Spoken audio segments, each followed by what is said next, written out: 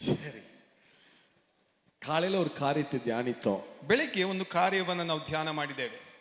நாம வார்த்தைகளை, அதாவது தேவனுடைய வேதத்துல எழுதப்பட்ட வார்த்தைகளை பேசிக்கொண்டே இருக்கணும். ನಾವು ದೇವರ ಸತ್ಯವೇದದಲ್ಲಿ ಬರೆಯಲ್ಪಟ್ಟಿರುವಂತಹ ಮಾತುಗಳನ್ನು ನಾವು ಮಾತನಾಡ್ತಾನೆ ಇರಬೇಕು. ನನ್ನ செய்திக்குள்ள போல சும்மா ஒரு பிட் அண்ட் பீஸ் ஒரே ஒரு காரியம். ನಾನು ಸಂದೇಶದ ಒಳಗೆ ಹೋಗಿಲ್ಲ ಇನ್ನು.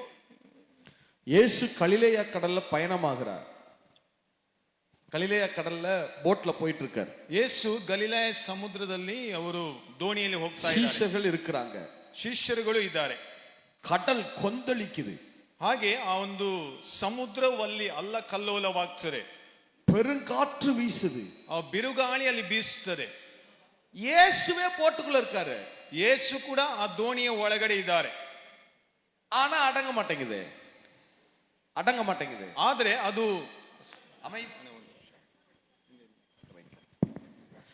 அமைதியாக மாட்டேங்குது. ಆದ್ರೂ ಆ ಸಮುದ್ರ ಏನಾಗ್ತಾ ಇಲ್ಲ, ಶಾಂತವಾಗಿ ಇಲ್ಲ. அவ்வளவு ஆர்ப்பரிக்குது. ಅಷ್ಟೊಂದು ಅದು ಆರ್ಭಟಿಸ್ತಾ ಇದೆ. இயேசு எழுந்தார்.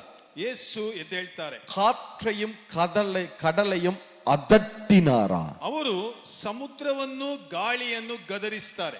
இயேசுவே உள்ள இருந்தா கூட வார்த்தைய பேசாத வரைக்கும் அது அடங்க மாட்டேங்குது. ನೋಡಿ, ಯೇಸುವೆ ದೋಣಿಯ ಒಳಗಡೆ ಇದ್ರೂ ಕೂಡ ಎಲ್ಲಿಯವರೆಗೆ ಅವರು ವಾಕ್ಯವನ್ನು ಮಾತನಾಡಲಿಲ್ವೋ ಅಲ್ಲಿಯವರೆಗೆ ಅದು ಶಾಂತವಾಗಲಿಲ್ಲ.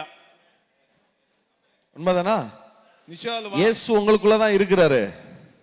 இயேசு உங்களுக்குள் இருக்கிறார். ಯೇಸು ನಿಮ್ಮ ಒಳಗೆ ಇದ್ದಾರೆ. ஆவியானவர் உங்களுக்குள்ளதான் இருக்கிறாரு. ದೇವರ ಆತ್ಮನು ನಿಮ್ಮ ಒಳಗೆ ಇದ್ದಾನೆ. உங்க ஊழியத்துல கண்டிப்பா இயேசு இருக்கிறார். ನಿಮ್ಮ ಸೇವೆಯಲ್ಲಿ ನಿಶ್ಚಯವಾಗಿ ಯೇಸು ಇದ್ದಾರೆ. ஆனா வார்த்தைய பேசுற வரைக்கும் சூழ்நிலைகள் அடங்காது. ಆದರೆ ಎಲ್ಲಿಯವರೆಗೆ ನೀವು ವಾಕ್ಯಗಳನ್ನು ಮಾತನಾಡುವುದಿಲ್ಲವೋ ಅಲ್ಲಿಯವರೆಗೆ ನಿಮ್ಮ ಪರಿಸ್ಥಿತಿಗಳು ಶಾಂತವಾಗುವುದಿಲ್ಲ. இல்லையா? நீங்க ஒவ்வொரு நாளும் சொல்லணும், எனக்கு விரோதமா உருவாக்கப்பட்ட எந்த ஆயுதமும் வாய்க்காதே போயிற்று. ನೀವು ಪ್ರತಿ ದಿವಸ ಹೇಳಬೇಕು, ನನಗೆ ವಿರೋಧವಾಗಿ ಎಬ್ಬಿಸಲ್ಪಟ್ಟಿರುವ ಯಾವ ಆಯುಧಗಳು ಜಯಿಸುವುದಿಲ್ಲ. நம்முடைய பிரச்சனை என்ன தெரியுமா? ನಮ್ಮ ಒಂದು ಸಮಸ್ಯೆ ಏನಾಗಿದೆ ಗೊತ್ತಾ? வசனத்தை யோசிப்போம், ವಾಕ್ಯವನ್ನ ಯೋಚಿಸ್ತೇವೆ, ஆனா வாயில பேச மாட்டோம். ಆದ್ರೆ ಬಾಯಿಂದ ಅದನ್ನು ಮಾತನಾಡೋದಿಲ್ಲ. உண்மைதானா? ನಿಜ ಅಲ್ವಾ? வசனத்தை நிறைய நினைப்போம், ವಾಕ್ಯವನ್ನು ಬಹಳಷ್ಟವಾಗಿ ಅನೇಕವಾಗಿ ನಾವು ಯೋಚನೆ ಮಾಡ್ತೇವೆ, ಆಲೋಚಿಸ್ತೇವೆ, சிந்திப்போம், ಅದನ್ನೇ ನಾವು ಯೋಚನೆ ಮಾಡ್ತೇವೆ, ஆனா பேச மாட்டோம். ಆದ್ರೆ ಮಾತನಾಡೋದಿಲ್ಲ. ஆனா வார்த்தைய பேசினாதான் சூழ்நிலைகள் மாற ஆரம்பிக்கும். ಆದರೆ ಯಾವಾಗ ನೀವು ವಾಕ್ಯವನ್ನು ಮಾತನಾಡ್ತೀರೋ ಆಗ ಪರಿಸ್ಥಿತಿಗಳು ಬದಲಾಗ್ತವೆ. எத்தனை பேர் ஆமென் சொல்ல முடியும்? ಎಷ್ಟು ಜನ ಆಮೇನ್ ಹೇಳ್ತೀರಿ? சரி, அடுத்த ஒரு காரியம். ಇನ್ನು ಒಂದು ಕಾರ್ಯ, வார்த்தைய வாயில பேசிக்கொண்டே இருக்கணும். ವಾಕ್ಯವನ್ನ ಬಾಯಲ್ಲಿ ಮಾತನಾಡುತ್ತಾನೇ ಇರಬೇಕು. அதாவது அதுக்காக நான் உட்கார்ந்துட்டு நான் கர்நாடகாவுக்கு முதல் மந்திரியாக போகிறேன் அப்படி சொல்லல. ಹಾಗೆ ಅಂತೇಳಿ ಎಲ್ಲವನ್ನ ಮಾತನಾಡಬೇಕು ಅಂತ ಹೇಳಿ ನಾನು ಕರ್ನಾಟಕಕ್ಕೆ ಮುಖ್ಯಮಂತ್ರಿ ಆಗ್ತೇನೆ ಹಾಗೆಲ್ಲ ಹೇಳಲಿಕ್ಕೆ ಹೇಳಲಿಲ್ಲ. அப்படி சொல்லல. ಹಾಗೆ ನೀವು ಮಾತನಾಡಲಿಕ್ಕೆ ಹೇಳ್ತಾ ಇಲ್ಲ. இதுல எழுதி இருக்கிற வாக்குத்தத்தங்களை எடுத்து பேச ஆரம்பிங்க. ಬೈಬಲ್ ಅಲ್ಲಿ ಬರೆಯಲ್ಪಟ್ಟಿರುವಂತಹ ವಾಕ್ಯಗಳನ್ನ ತೆಗೆದು ನೀವು ಮಾತನಾಡಬೇಕು. இந்த வார்த்தை ஆவியாயும் ஜீவனாயும் இருக்கிறது. ಈ ವಾಕ್ಯವು ಆತ್ಮವಾಗಿಯೂ ಜೀವವಾಗಿಯೂ ಇದೆ. எத்தனை பேர் ஆமென் சொல்ல முடியும்? ಎಷ್ಟು ಜನ ಆಮೆನ್ ಹೇಳ್ತೀರಿ? சரி, கர்த்தருடைய வார்த்தைக்கு நேராக கடந்து போகலாம். ದೇವರ ವಾಕ್ಯಕ್ಕೆ ನೇರವಾಗಿ ಹೋಗುವ. ஆதியாகம புஸ்தகம் 8வது அதிகாரம் 7 13 வரைக்கும். ಆದಿಕಾಂಡ 8ನೇ ಅಧ್ಯಾಯ 7ನೇ ವಾಕ್ಯದಿಂದ 13ನೇ ವಾಕ್ಯದವರೆಗೂ. Genesis chapter 8 from the verse 7 to 13. ಆದಿಕಾಂಡ 8ನೇ ಅಧ್ಯಾಯ 7ನೇ ವಾಕ್ಯದಿಂದ 13ನೇ ವಾಕ್ಯ. ஆவியானவருடைய காலங்கள், the eros of the holy spirit, அந்த தலைப்புல இந்த வார்த்தைகளை உங்களோடு கூட பகிர்ந்து கொள்கிறோம். ஆவியானவரின் யுகங்கள், காலங்கள், ದೇವರ ಆತ್ಮನ ಕಾಲಗಳು ಅನ್ನುವಂತ ಶೀರ್ಷಿಕೆಯ ಅಡಿಯಲ್ಲಿ ಈ ವಾಕ್ಯವನ್ನು ನಾವು ಧ್ಯಾನ ಮಾಡಲಿಕ್ಕಿದ್ದೇವೆ. சரி, வாசிங்க பார்க்கலாம். ಭೂಮಿಯ ಮೇಲಿದ್ದ ನೀರು ಒಣಗುವ ತನಕ ಆ ಕಾಗೆ ಹೋಗುತ್ತಾ ಬರುತ್ತಾ ಇತ್ತು. ಹೀಗಿರಲಾಗಿ ನೀರು ಇಳಿಯಿತೋ ಇಲ್ಲವೋ ಎಂದು ತಿಳುಕೊಳ್ಳುವುದಕ್ಕೆ ನೋಹನು ಪಾರಿವಾಳವನ್ನು ಹೊರಕ್ಕೆ ಬಿಟ್ಟನು. ನೀರು ಭೂಮಿಯ ಮೇಲೆಲ್ಲ ಇರುವುದರಿಂದ ಪಾರಿವಾಳವು ಕಾಲಿಡುವುದಕ್ಕೆ ಸ್ಥಳವನ್ನು ಎಲ್ಲಿಯೂ ಕಾಣದೆ ತಿರುಗಿ ನಾವೆಗೆ ಬಂತು. ನೋಹನು ಕೈ ಚಾಚಿ ಅದನ್ನು ಹಿಡಿದು ನಾವೆಯಲ್ಲಿ ತನ್ನ ಬಳಿಗೆ ತೆಗೆದುಕೊಂಡನು. ಅವನು ಇನ್ನೂ 7 ದಿವಸ ತಡೆದು ಪಾರಿವಾಳವನ್ನು ತಿರುಗಿ ಹೊರಕ್ಕೆ ಬಿಟ್ಟನು. ಸಂಜೆಯಲ್ಲಿ ಆ ಪಾರಿವಾಳವು ಅವನ ಬಳಿಗೆ ತಿರುಗಿ ಬರಲು ಆಹಾ, ಅದರ ಬಾಯಲ್ಲಿ ಎಣ್ಣೆ ಮರದ ಹೊಸ ಚಿಗುರು ಇತ್ತು. ನೋಹನು ಅದನ್ನು ನೋಡಿ ನೀರು ಭೂಮಿಯ ಮೇಲಿಂದ ಹರಿದು ಇಳಿದು ಹೋಯಿತು ಎಂದು ತಿಳುಕೊಂಡನು. 7 ದಿವಸದ ಮೇಲೆ ಪಾರಿವಾಳವನ್ನು ಬಿಡಲು ಅದು ಅವನ ಬಳಿಗೆ ತಿರುಗಿ ಬರಲೇ ಇಲ್ಲ. 601ನೇ ವರ್ಷದ 1ನೇ ತಿಂಗಳಿನ 1ನೇ ದಿನದಲ್ಲಿ ಭೂಮಿಯ ಮೇಲಿದ್ದ ನೀರು ಇಳಿದಿತ್ತು. ನೋಹನು ನಾವೆಯ ಗವಸಣಿಗೆಯನ್ನು ತೆಗೆದು ನೋಡಲಾಗಿ ಆಹಾ, ಭೂಮಿಯು ಆರಿ ಹೋಗಿತ್ತು. ஒரு காகத்தை வெளியே விட்டான். ஒரு காகத்தை வெளியே விட்டான். அது புறப்பட்டு பூமியின் மேல் இருந்த ஜலம் வற்றி போகும் வரைக்கும். என்னுடைய மானிட்டர், என்னுடைய சவுண்ட் மானிட்டர்ல வருதா? மானிட்டர் எனக்கு, என்னுடைய மானிட்டர் வரல. செக் பண்ணிக்கலாம். வாசிங்க. ஒரு காகத்தை வெளியே விட்டான். அது புறப்பட்டு பூமியின் மேல் இருந்த ஜலம் வற்றி. என்னுடைய வாய்ஸ் சொல்றேன், என்னுடைய வாய்ஸ் மானிட்டர்ல வரல, அவங்கது வருது, என்னுடைய வரல. வற்றி போகும் வரைக்கும், வற்றி போகிற வரைக்கும், போகிறதும் வருகிறதுமாய் இருந்தது, போகிறதும் வருகிறதுமாய் இருந்தது. பின்பு பூமியின் மேல் ஜலம் குறைந்து போயிற்றோ என்று அறியும்படி ஒரு புறாவை தன்னிடத்திலிருந்து வெளியே விட்டான்.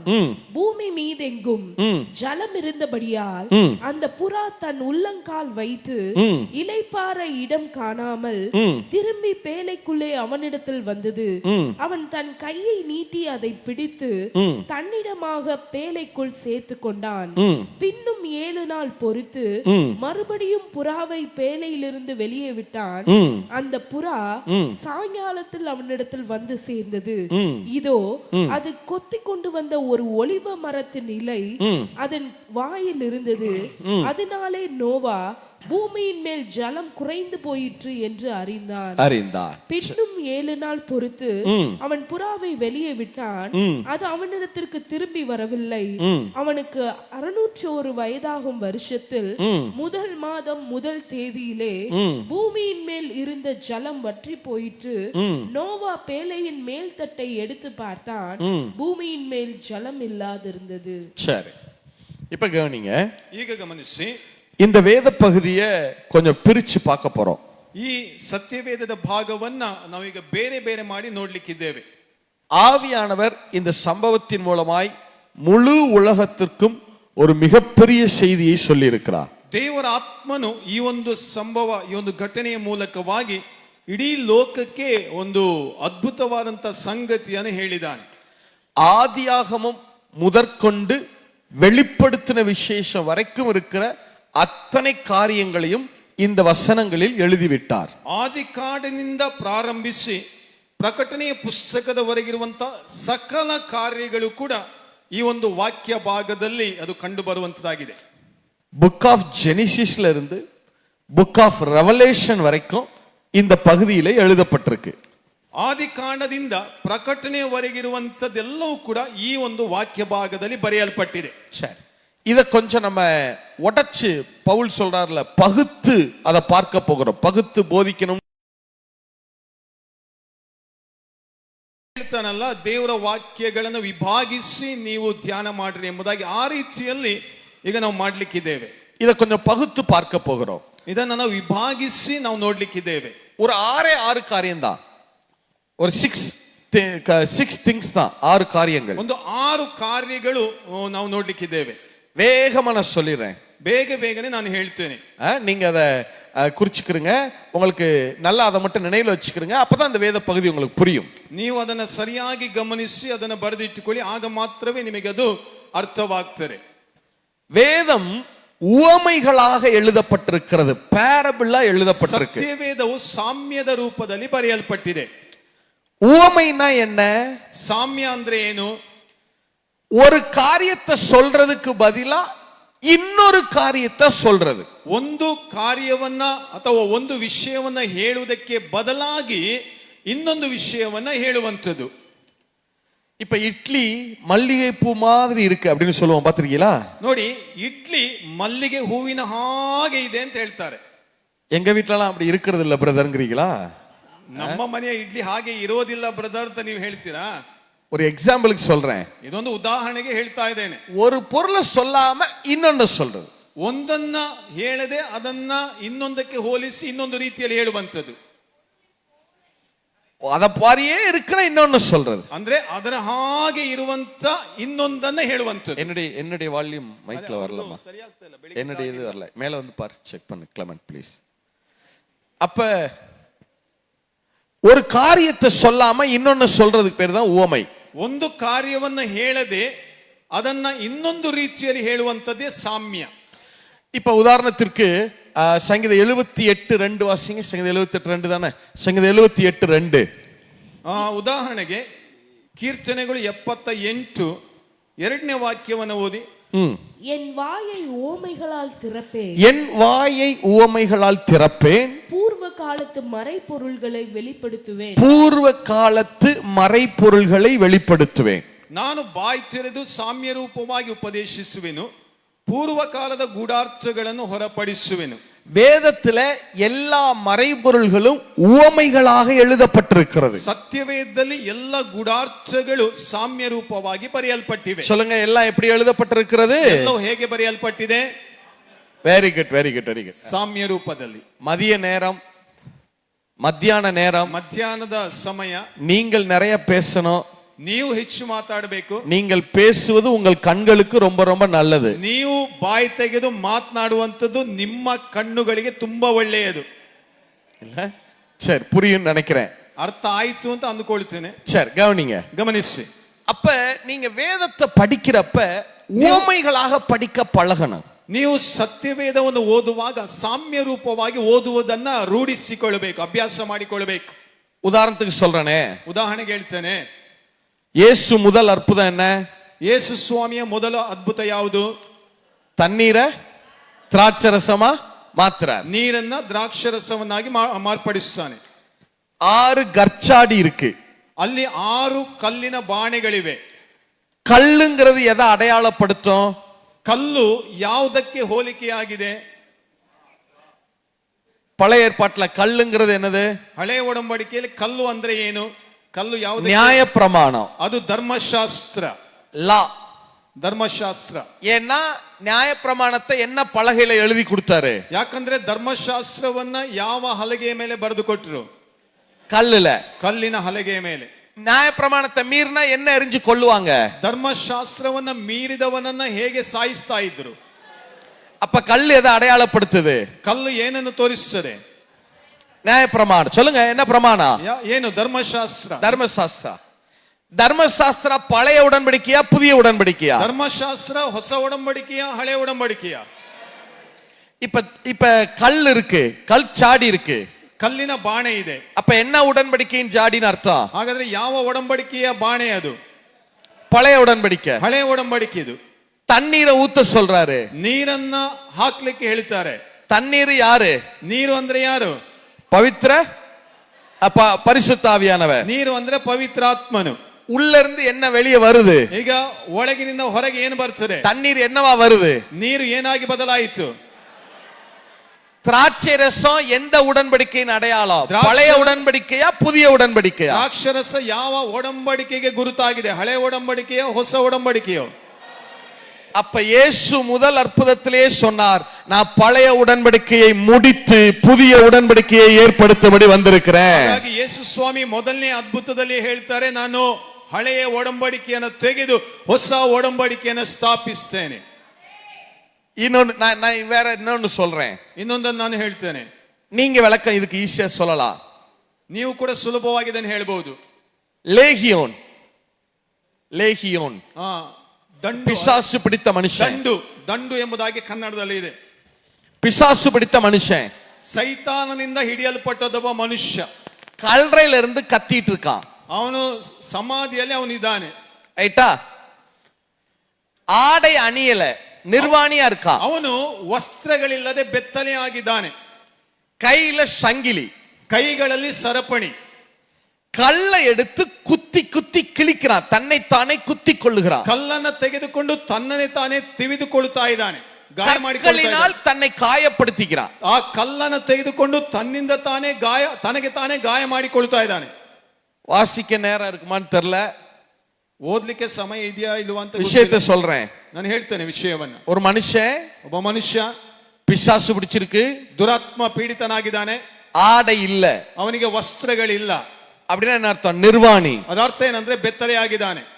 இரும்பு சங்கிலி கையில, ಕಬ್ಬಿಣದ ಸರಪಣಿಗಳು ಕೈಗಳಲ್ಲಿ, கல்லுனால காயப்படுத்திக்கிறான், ಕಲ್ಲಿನಿಂದ ಗಾಯ ಮಾಡಿಕೊಳ್ಳುತ್ತಾ ಇದ್ದಾನೆ. சரியா?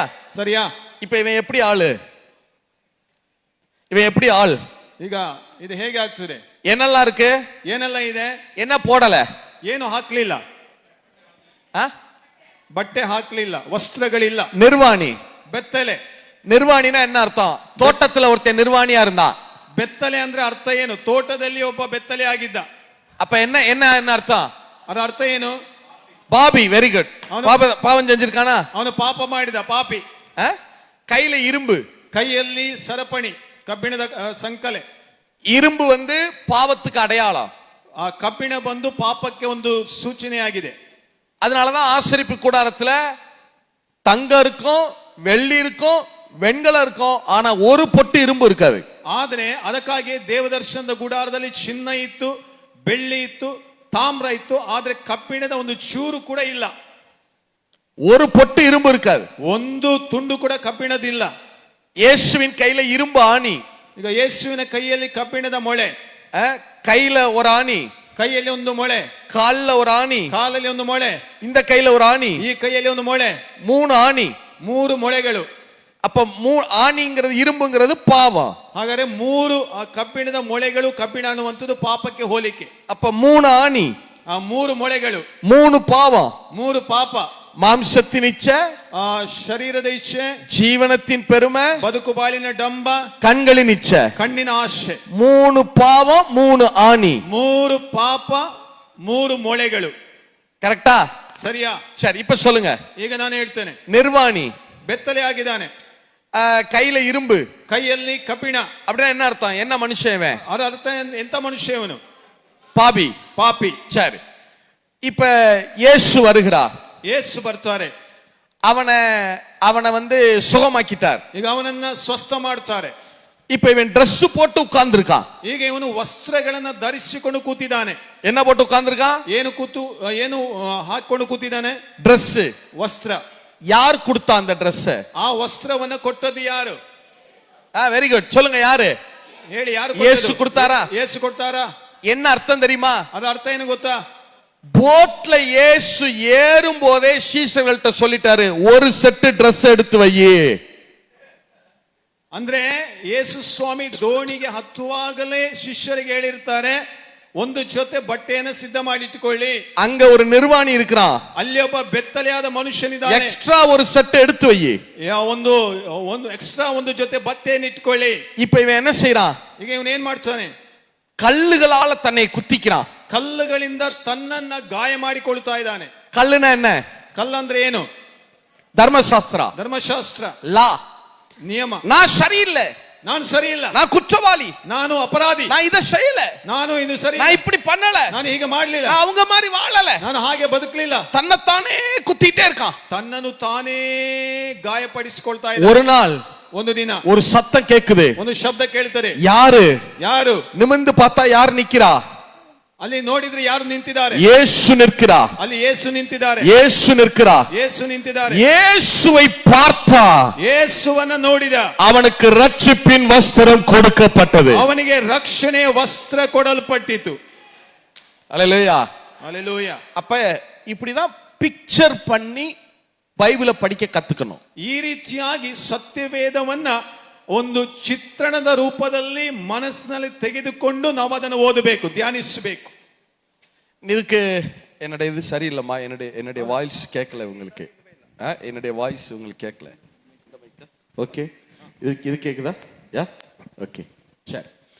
அப்ப வேதத்தை கொஞ்சம் பிக்சரைஸ் பண்ணி படிக்க, அத அந்த அந்த என்ன சொல்ற உவமைகளை அர்த்தப்படுத்தி படிக்க பழகிக்கிறணும். ಹಾಗಾಗಿ ಈ ಸತ್ಯವೇದದ ವಾಕ್ಯಗಳನ್ನ ನಾವು ಚಿತ್ರಣದ ರೂಪದಲ್ಲಿ ಮನಸ್ಸಿನಲ್ಲಿ ತಂದುಕೊಂಡು ಸಾಮ್ಯ ರೂಪವಾಗಿ ಅದನ್ನ தியானிಸುವಂತದ್ದನ್ನು ನಾವು ಕಲಿಬೇಕು. இப்ப இப்படி சொல்றேன், வெரி குட். என் மனைவி ஒரு எக்ஸாம்பிள் சொல்றாங்க. இயேசு வனாந்தரத்துல இருந்தார்ல, ಯೇಸು ಸ್ವಾಮಿ ಅಡವಿಯಲ್ಲಿ ಇದ್ದಾರಲ್ವಾ, சாத்தான் வந்து சொல்றான், ಸೈತಾನ ಬಂದು ಹೇಳ್ತಾನೆ, இந்த கல்லுகளை ಈ ಕಲ್ಲುಗಳು என்ன ஆக்குங்க, ಏನು ಮಾಡ್ರಿ, ரொட்டி. ರೊಟ್ಟಿ. கல்லுங்கிறது எந்த உடன் என்ன என்னது கல்லுனா என்ன அர்த்தம்? ಕಲ್ಲು ಅಂದ್ರೆ ಅರ್ಥ ಏನು? தர்மசாஸ்திர. ಧರ್ಮಶಾಸ್ತ್ರ. என்ன உடன்படிக்கை அது? ಯಾವ ಒಡಂಬಡಿಕೆ? பழைய உடன்படிக்கை. ಹೊಸ ಒಡಂಬಡಿಕೆ. அப்பம் ரொட்டி என்ன உடன்படிக்கையின் அடையாளம்? ರೊಟ್ಟಿ ಯಾವ ಒಡಂಬಡಿಕೆಯ ಒಂದು ಗುರುತು? ಹೊಸ உடன்படிக்கை. புதிய உடன்படிக்கையா? ಹೊಸ ಒಡಂಬಡಿಕೆಯ. அப்ப அவன் என்ன சொல்றான் இயேசுட்ட? ಹಾಗಾದ್ರೆ ಸೈತಾನ ಬಂದು ಯೇಸುವಿನ ಬಳಿಯಲ್ಲಿ ಏನು ಹೇಳ್ತಾನೆ? நீர் எதுக்கு பூமிக்கு வந்திருக்கீ? ನೀನು ಯಾಕೆ ಭೂಮಿಗೆ ಬಂದಿದ್ದಿ? அப்பத்தை பிட்டு கொடுக்க தானே வந்திருக்கீங்க. ನೀನು ರೊಟ್ಟಿಯನ್ನ ಮುರಿದು ಕೊಡುವುದಕ್ಕಾಗಿ ಬಂದಿದ್ದಿ. இயேசுவை பார்த்து கேக்குறான். ಯೇಸುವನ್ನ ನೋಡಿ ಕೇಳ್ತಾನೆ, கடைசி இரவுல நீங்க அரெஸ்ட் ஆகிறதுக்கு முன்னாடி என்ன செய்ய போறீங்க இந்த பூமியில? ನೀನು ಕೊನೆಯ ರಾತ್ರಿಯಲ್ಲಿ ಹಿಡಿಯಲ್ಪಡುವ ಮೊದಲು ಏನು ಮಾಡ್ಲಿಕ್ಕಿದ್ದೀಯ ಎಂಬುದಾಗಿ ಗೊತ್ತಿದೆಯಲ್ವಾ? அப்பத்தை பிட்டு தானே கொடுக்க போறீங்க. ನೀನು ರೊಟ್ಟಿಯನ್ನು ಮುರಿದು ಕೊಡ್ತೀಯಲ್ವಾ? அதுக்கு தானே வந்திருக்கீங்க. ಅದಕ್ಕಾಗಿ ತಾನೇ ಬಂದಿರೋದು. ஆக்கிருங்க, ಈಗಲೇ ಮಾಡಿ. இப்பவே அப்பமாகும்படி சொல்லி எல்லாத்தையும் எடுத்து கொடுத்துட்டு போயிரு. ಈಗಲೇ ಕಲ್ಲನ್ನ ರೊಟ್ಟಿಯಾಗುವಂತೆ ಮಾಡಿ ಎಲ್ಲರಿಗೆ ಕೊಟ್ಟು ಹೋಗಿ. வேலை முடிஞ்சுல, ಕೆಲಸ ಮುಗೀತದಲ್ವಾ? எதுக்கு நீர் 3.5 வருஷம் வாழ்ந்து ஊழியம் செஞ்சு சிலுவையில மரிச்சு இதெல்லாம் தேவையா? ಯಾಕೆ ನೀನು 3.5 ವರ್ಷ ಲೋಕದಲ್ಲಿ ಬದುಕಿ ಸೇವೆ ಮಾಡಿ ಶಿಲುಬೆಯಲ್ಲಿ ಮರಣ ಹೊಂದಬೇಕು? ಇದೆಲ್ಲ ಬೇಕಾ? என்ன செய்ய போறீர் கடைசியில? ಕೊನೆಯದಾಗಿ ನೀನು ಏನು ಮಾಡ್ಲಿಕ್ಕಿದ್ದಿ? உங்களுக்காக பிற்கப்படுகிற என் சரீரம் சொல்ல போறீர். அதான் ನಿಮಗಾಗಿ ಮುರಿಯಲ್ಪಡುವಂತ ನನ್ನ ರೊಟ್ಟಿ ಅಂತ ಹೇಳ್ತೀಯಲ್ವಾ? இப்பவே கல்ல அப்பமாக்கிருங்க. ಈಗಲೇ ಕಲ್ಲನ್ನ ರೊಟ್ಟಿಯನ್ನಾಗಿ ಮಾಡು. ಯೇಸು சொன்னாரு. ಯೇಸು ಹೇಳ್ತಾರೆ, இந்த பாரு, ಇಲ್ಲಿ ನೋಡು, இந்த கல்ல அப்பமாக்க வரல, ಈ ಕಲ್ಲನ್ನ ರೊಟ್ಟಿ ಮಾಡ್ಲಿಕ್ಕೆ ಬರಲಿಲ್ಲ. மாம்சன் சரீரத்தை பிட்டு என் பிள்ளைங்களுக்கு அப்பமா கொடுக்க நான் வந்திருக்கிறேன். ನನ್ನ ಶರೀರವನ್ನೇ ರೊಟ್ಟಿಯಾಗಿ ಮುರಿದು ನನ್ನ ಮಕ್ಕಳಿಗೆ ಕೊಡುವುದಕ್ಕಾಗಿ ಬಂದಿದ್ದೇನೆ. எத்தனை பேர் ஆமென் சொல்ல முடியும்? ಎಷ್ಟು ಜನ ಆಮೆನ್ ಹೇಳ್ತೀರಿ? அப்ப வேதத்தை உவமைப்படுத்தி படிக்க பழகிக்கறணும். ಸತ್ಯವೇದವನ್ನ ಸಾಮ್ಯ ರೂಪವಾಗಿ ಓದುವಂತದ್ದನ್ನ ನಾವು ರೂಢಿ ಮಾಡಿಕೊಳ್ಬೇಕು, ಅಭ್ಯಾಸ ಮಾಡಿಕೊಳ್ಬೇಕು. சில டிக்ஷனரி எல்லாம் உங்களுக்கு அதுக்கு உதவி செய்யும். ಹಾಗೆ ಮಾಡುವುದಕ್ಕೆ ಕೆಲವೊಂದು ಡಿಕ್ಷನರಿಗಳಿವೆ, ಅದು ನಿಮಗೆ ಸಹಾಯಕವಾಗ್ತವೆ. பைபிள் டைப்ஸ் டிக்ஷனரின்னு சொல்லுவாங்க. பைபிள் டைப்ஸ் டிக்ஷனரி அல்லது Bible typological dictionary. Bible types dictionary ಅಥವಾ ಬೈಬಲ್ ಟೈಪಾಲಜಿಕಲ್ ಡಿಕ್ಷನರಿ ಎಂಬುದಾಗಿದೆ. இல்ல நீங்க பாத்தீங்கன்னா என்ன பொருள் என்ன காரியத்தை எடுத்து நீங்க போட்டீங்கனாலும் வசன ஆதாரத்தோட இது என்னது அப்படின்னு கொடுத்திருப்பாங்க. ಅಥವಾ ನೀವು ಯಾವುದೇ ಒಂದು ವಾಕ್ಯವನ್ನು ಹಾಕಿದ್ರು ಕೂಡ ಇದು ಅದಕ್ಕೆ ಆಧಾರ ಸಂಬಂಧವಾದಂತ ವಾಕ್ಯವನ್ನು ಕೊಟ್ಟು ಅದು ಏನೆಂಬುದಾಗಿ ಅದು ನಿಮಗೆ ತಿಳಿಸಿಕೊಡುತ್ತದೆ. அப்ப வேதம் அத கொஞ்சம் மீட் பண்ணிடுங்க. வேதம் உவமைகளாக எழுதப்பட்டிருக்கிறது. ಸತ್ಯವೇದವು ಸಾಮ್ಯ ರೂಪವಾಗಿ ಬರೆಯಲ್ಪಟ್ಟಿದೆ.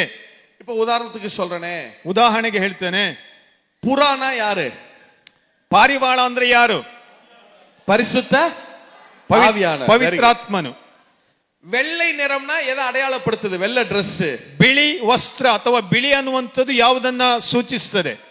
பரிசுத்தம், ಪರಿಶುದ್ಧತೆ. இத மாதிரி அர்த்தப்படுத்த பழகணும். ಈ ರೀತಿಯಾಗಿ ಅರ್ಥ ಮಾಡಿಕೊಳ್ಳುವಂತದ್ದನ್ನ ನಾವು ಅಭ್ಯಾಸಿಸಬೇಕು. சரி, இப்ப இந்த வேத பகுதி வாச்சோம்ல, நோவா வேத பகுதி வாச்சோம்ல, ಈ ನೋಹನ ಒಂದು ವಾಕ್ಯ ಭಾಗವನ್ನು ಓದಿದೀವಿ ಅಲ್ವಾ? அது எது எது எதை குறிக்குது? ಅದು ಯಾವುದನ್ನ ಸೂಚಿಸುತ್ತದೆ? அதை மட்டும் வேகமா சொல்லிடுறேன். ಅದನ್ನು ಮಾತ್ರ ಬೇಗನೆ ನಾನು ಹೇಳ್ತೇನೆ. அது விளங்கிருச்சுன்னா உங்களுக்கு அந்த பகுதி உங்களுக்கு புரிய ஆரம்பிச்சு. ಅದು ಅರ್ಥವಾದ್ರೆ ಇಡೀ ವಾಕ್ಯ ಭಾಗ ಅಲ್ಲಿರುವಂತದ್ದು ನಿಮಗೆ ಅರ್ಥವಾಗ್ತದೆ. சரி, ಮೊದಲನೇದಾಗಿ இந்த வேத பகுதியில காகம் என்பது யாரை அடையாளப்படுத்துகிறது? ಈ ವಾಕ್ಯ ಭಾಗದಲ್ಲಿರುವಂತ ಕಾಗೆ ಯಾರನ್ನ ಸೂಚಿಸುತ್ತದೆ? காகம் என்பது எதை குறிக்கிறது? ಕಾಗೆ ಯಾವುದನ್ನು ತೋರಿಸುತ್ತದೆ? சரி, வாசிங்க. 8:7 தானே? 8:7 வாசிங்க. எது? சொல்லிடுறேன். 8:7 வாசிங்க. 8:7 ಭೂಮಿಯ ಮೇಲಿದ್ದ ನೀರು ಒಣಗುವ ತನಕ ಆ ಕಾಗೆ ಹೋಗುತ್ತಾ ಬರುತ್ತಾ ಇತ್ತು. 8:7 ஒரு காகத்தை வெளியே விட்டான். காகத்தை வெளியே விட்டான். அது புறப்பட்டு பூமியின் மேல் இருந்த ஜலம் வற்றி போகும் வரைக்கும் போகிறதும் வருகிறதுமாய் இருந்தது. நல்லா கவனிங்க, ಚೆನ್ನಾಗಿ ಗಮನಿಸಿ, நல்லா கவனிங்க. ಚೆನ್ನಾಗಿ ಗಮನಿಸಿ. இந்த சம்பவத்துல காகம் யாரை அடையாளப்படுத்துகிறது? ಈ ಘಟನೆಯಲ್ಲಿ ಕಾಗೆ ಯಾರನ್ನ ಸೂಚಿಸುತ್ತದೆ? நல்ல இது நான் ஒரே ஒரு ரிமைண்டர் பண்ணிடுறேனே. ಮತ್ತೊಮ್ಮೆ ನಿಮ್ಮ ನೆನಪಿಗೆ சம்பவம் நடக்குது பாருங்க. ಒಂದು ಸಂಭವ ನಡೆಯಿತು ನೋಡಿ. காகத்தை வெளியே விடுறாரு, ಕಾಗೆಯನ್ನ ಹೊರಗೆ ಬಿಡ್ತಾನೆ, அது போகிறது வருகிறதுமா இருக்கு, ಅದು ಹೋಗುತ್ತಾ ಬರುತ್ತಾ ಇದೆ. அடுத்து என்னன்னா புறாவை வெளியே விடுறாரு. ಎರಡನೇದಾಗಿ ಪಾರಿವಾಳವನ್ನು ಹೊರಗೆ ಬಿಡ್ತಾನೆ. முதல்ல புறா ஃபர்ஸ்ட் டைம் போயிட்டு உடனே வந்துருது. ಮೊದಲನೇ ಸಾರಿ ಬಿಟ್ಟಂತ ಪಾರಿವಾಳ ಹೋಗಿ ತಕ್ಷಣವೇ ಹಿಂದಿರುಗಿ ಬರ್ತದೆ. ரெண்டாவது தடவை 7 நாள் கழிச்சு புறாவை வெளியே விடுறாரு. ನಂತರ 7 ದಿವಸಗಳಾದ ಮೇಲೆ ಪಾರಿವಾಳವನ್ನು ಬಿಡ್ತಾನೆ. அது போயிட்டு உடனே வரல, கொஞ்சம் லேட்டா சாயங்காலத்துல வருது. அது ஒலிவ இலையை எடுத்துட்டு வருது. ಅದು ಹೋದ ತಕ್ಷಣವೇ ಹಿಂದಿರುಗಿ ಬರಲಿಲ್ಲ, ಸಾಯಂಕಾಲ ಹೊತ್ತಲ್ಲಿ ಬರ್ತದೆ. ಬರುವಾಗ ಅದರ ಬಾಯಲ್ಲಿ ಎಣ್ಣೆ ಮರದ ಒಂದು ಚಿಗುರು ಇದೆ. மூணாவது தடவை புறா வெளியே விடுறாரு. ಮೂರನೇ ಬಾರಿ ಪಾರಿವಾಳವನ್ನು ಬಿಡ್ತಾನೆ. அது திருப்பி வரல, ಅದು ತಿರುಗಿ ಬರಲಿಲ್ಲ, பூமியிலே இருந்துருச்சு. ಭೂಮಿಯಲ್ಲಿ ಅದು ನಿಂತಿತು, பேழைக்குள்ள வரல, ಅದು ನಾವೆಯೊಳಗೆ ಬರಲಿಲ್ಲ. சரி, இதத்தான் பார்க்க போறோம். ಇದನ್ನೇ ನಾವು ನೋಡ್ಲಿಕ್ಕಿದ್ದೇವೆ. ஃபர்ஸ்ட் காகம். ಮೊದಲು ಕಾಗೆ. காக யாரை அடையாளப்படுத்துது? ಕಾಗೆ ಯಾರನ್ನ ಸೂಚಿಸುತ್ತದೆ? இந்த வசனம் சொல்லுது காகம் போகிறதும் வருகிறதுமா இருந்ததா. ಈ ವಾಕ್ಯದಲ್ಲಿ ಹೇಳ್ತಾರೆ ಕಾಗೆ ಹೋಗುತ್ತಾ ಬರುತ್ತಾ ಇತ್ತು. கிங் ஜேம்ஸ் வெர்ஷன் 2000, கிஜேவி பழசு இல்ல, கேஜேவி புதுசு. கிங் ஜேம்ஸ் வெர்ஷன் 2000 அப்படின்னு ஒரு வெர்ஷன் இருக்கு. கேஜேவில 2000ல வந்த வெர்ஷன். ಕೆಜೆವಿ ಭಾಷಾಂತರದಲ್ಲಿ 2000 ವರ್ಷ ಆ ಒಂದು ಇಸ್ವಿಯಲ್ಲಿ ಬಂದಂತ ಒಂದು ಭಾಷಾಂತರ ಕೆಜೆವಿ 2000. அதுல வாசிச்சீங்கன்னா காகம் போகிறதும் வருகிறதுமா இருந்தது. இத இங்கிலீஷ்ல டு அண்ட் ஃப்ரோ. ಅಂದ್ರೆ ಆ ಭಾಷಾಂತರದಲ್ಲಿ ಓದುವುದಾದ್ರೆ ಕಾಗೆ ಹೋಗ್ತಾ ಬರುತ್ತಾ ಇತ್ತು. போகிறதும் வருகிறதும், ಹೋಗೋದು ಬರೋದು. இங்கிலீஷ்ல டு அண்ட் ஃப்ரோ, ಇಂಗ್ಲಿಷ್ ಅಲ್ಲಿ ಟು ಅಂಡ್ ಫ್ರೋ ಎಂಬುದಾಗಿದೆ. இங்க காகம் போகிறது வருகிறதுமா இருக்கிறது. ಇಲ್ಲಿ ಕಾಗೆ ಹೋಗೋದು ಬರುವುದು ಇದೆ. யோபு புஸ்தகம், ಯೋಬನ ಪುಸ್ತಕ 1:7. ಯೋಬನ ಪುಸ್ತಕ 1:7. யோபு 1:7. ಯೋಬನ ಪುಸ್ತಕ 1:7. ಯೆಹೋವನು ಸೈತಾನನನ್ನು ಎಲ್ಲಿಂದ ಬಂದಿ ಎಂದು ಕೇಳಲು ಸೈತಾನನು ಯೆಹೋವನಿಗೆ, ಭೂಲೋಕದಲ್ಲಿ ಸಂಚರಿಸುತ್ತಾ ಅಲ್ಲಲ್ಲಿ ತಿರುಗುತ್ತಾ ಇದ್ದು ಬಂದೆನು ಎಂದು ಹೇಳಿದನು. கர்த்தர் சாத்தானை பார்த்து, நீ எங்கே இருந்து வருகிறாய் என்று கேட்டார். சாத்தான் கர்த்தருக்கு பிரதியுத்தரமாக, பூமி எங்கும் உலாவி அதில் சுற்றி திரிந்து வருகிறேன் என்றார். தமிழ்ல சுற்றி திரின்னு இருக்கு, கன்னடத்துல எப்படி இருக்கு? அப்படிதான், சுற்றி இருக்கு. நீங்க கேஜேவி 2000ல வாசிச்சு பாருங்க. ನೀವು ಕೆಜೆವಿ 2000 ಆ ಒಂದು ಭಾಷಾಂತರದಲ್ಲಿ ಓದಿ ನೋಡಿ. வாசிக்கிறியா? சரி, நானே சொல்றேன், நேரம் இல்ல. டு அண்ட் ஃப்ரோ, நான் போகிறதும் வருகிறதுமா இருக்கிறேன். ನಾನು ಹೋಗುವವನು ಬರುವವನು ಆಗಿದ್ದೇನೆ. அவன் சொல்றான் டு அண்ட் ஃப்ரோ, நான் போகிறதும் வருகிறதுமா இருக்கிறேன். ನಾನು ಹೋಗುವಂತವನು ಬರುವಂತವನಾಗಿದ್ದೇನೆ. அங்கே காகம் போகிறது வருகிறதுமா இருக்கிறது. ಅಲ್ಲಿ ನಾವೇಲಿ ನೋಡುವಾಗ ಕಾಗೆ ಹೋಗುತ್ತಾ ಬರುತ್ತಾ ಇತ್ತು. இங்க சாத்தான் போகிறது வருகிறதுமா இருக்கிறார். ಇಲ್ಲಿ ಸೈತಾನನು ಹೋಗುತ್ತಾ ಬರುತ್ತಾ ಇದ್ದಾನೆ. And the Lord said unto Satan, then Satan, and from where come you? Then Satan answered the Lord and said, from going to and fro on the earth. நான் பூமியின் மேல போகிறதும் வருகிறதுமா இருக்கிறேன். ನಾನು ಭೂಮಿಯ ಮೇಲೆ ಹೋಗುತ್ತಾ ಬರುತ್ತಾ ಇದ್ದೇನೆ. அங்க காகம் போகிறது வருகிறதுமா இருக்கு. ಅಲ್ಲಿ ಕಾಗೆ ಹೋಗುತ್ತಾ ಬರುತ್ತಾ ಇದೆ. இங்க சாத்தான் போகிறது வருகிறதுமா இருக்கிறான். ಇಲ್ಲಿ ಸೈತಾನನು ಹೋಗುತ್ತಾ ಬರುತ್ತಾ ಇದ್ದಾನೆ. அப்ப என்ன அர்த்தம்? ಅರ್ಥ ಏನು? இங்க காகத்தை குறிக்கல, அது யார அடையாளப்படுத்துகிறதாக இருக்கிறது? சாத்தானை அடையாளப்படுத்துது. ಅಲ್ಲಿ ಕಾಗೆ ಎನ್ನುವಂಥದ್ದು ಅದು ನಿಜವಾಗಿ ಕಾಗೆಯ ಬಗ್ಗೆ ಹೇಳ್ತಾ ಇಲ್ಲ, ಅದು ಸೈತಾನನನ್ನ ಸೂಚಿಸುವಂತದಾಗಿದೆ. சாத்தானை குறிக்கிறது, ಸೈತಾನನನ್ನು ಅದು ತೋರಿಸುತ್ತದೆ.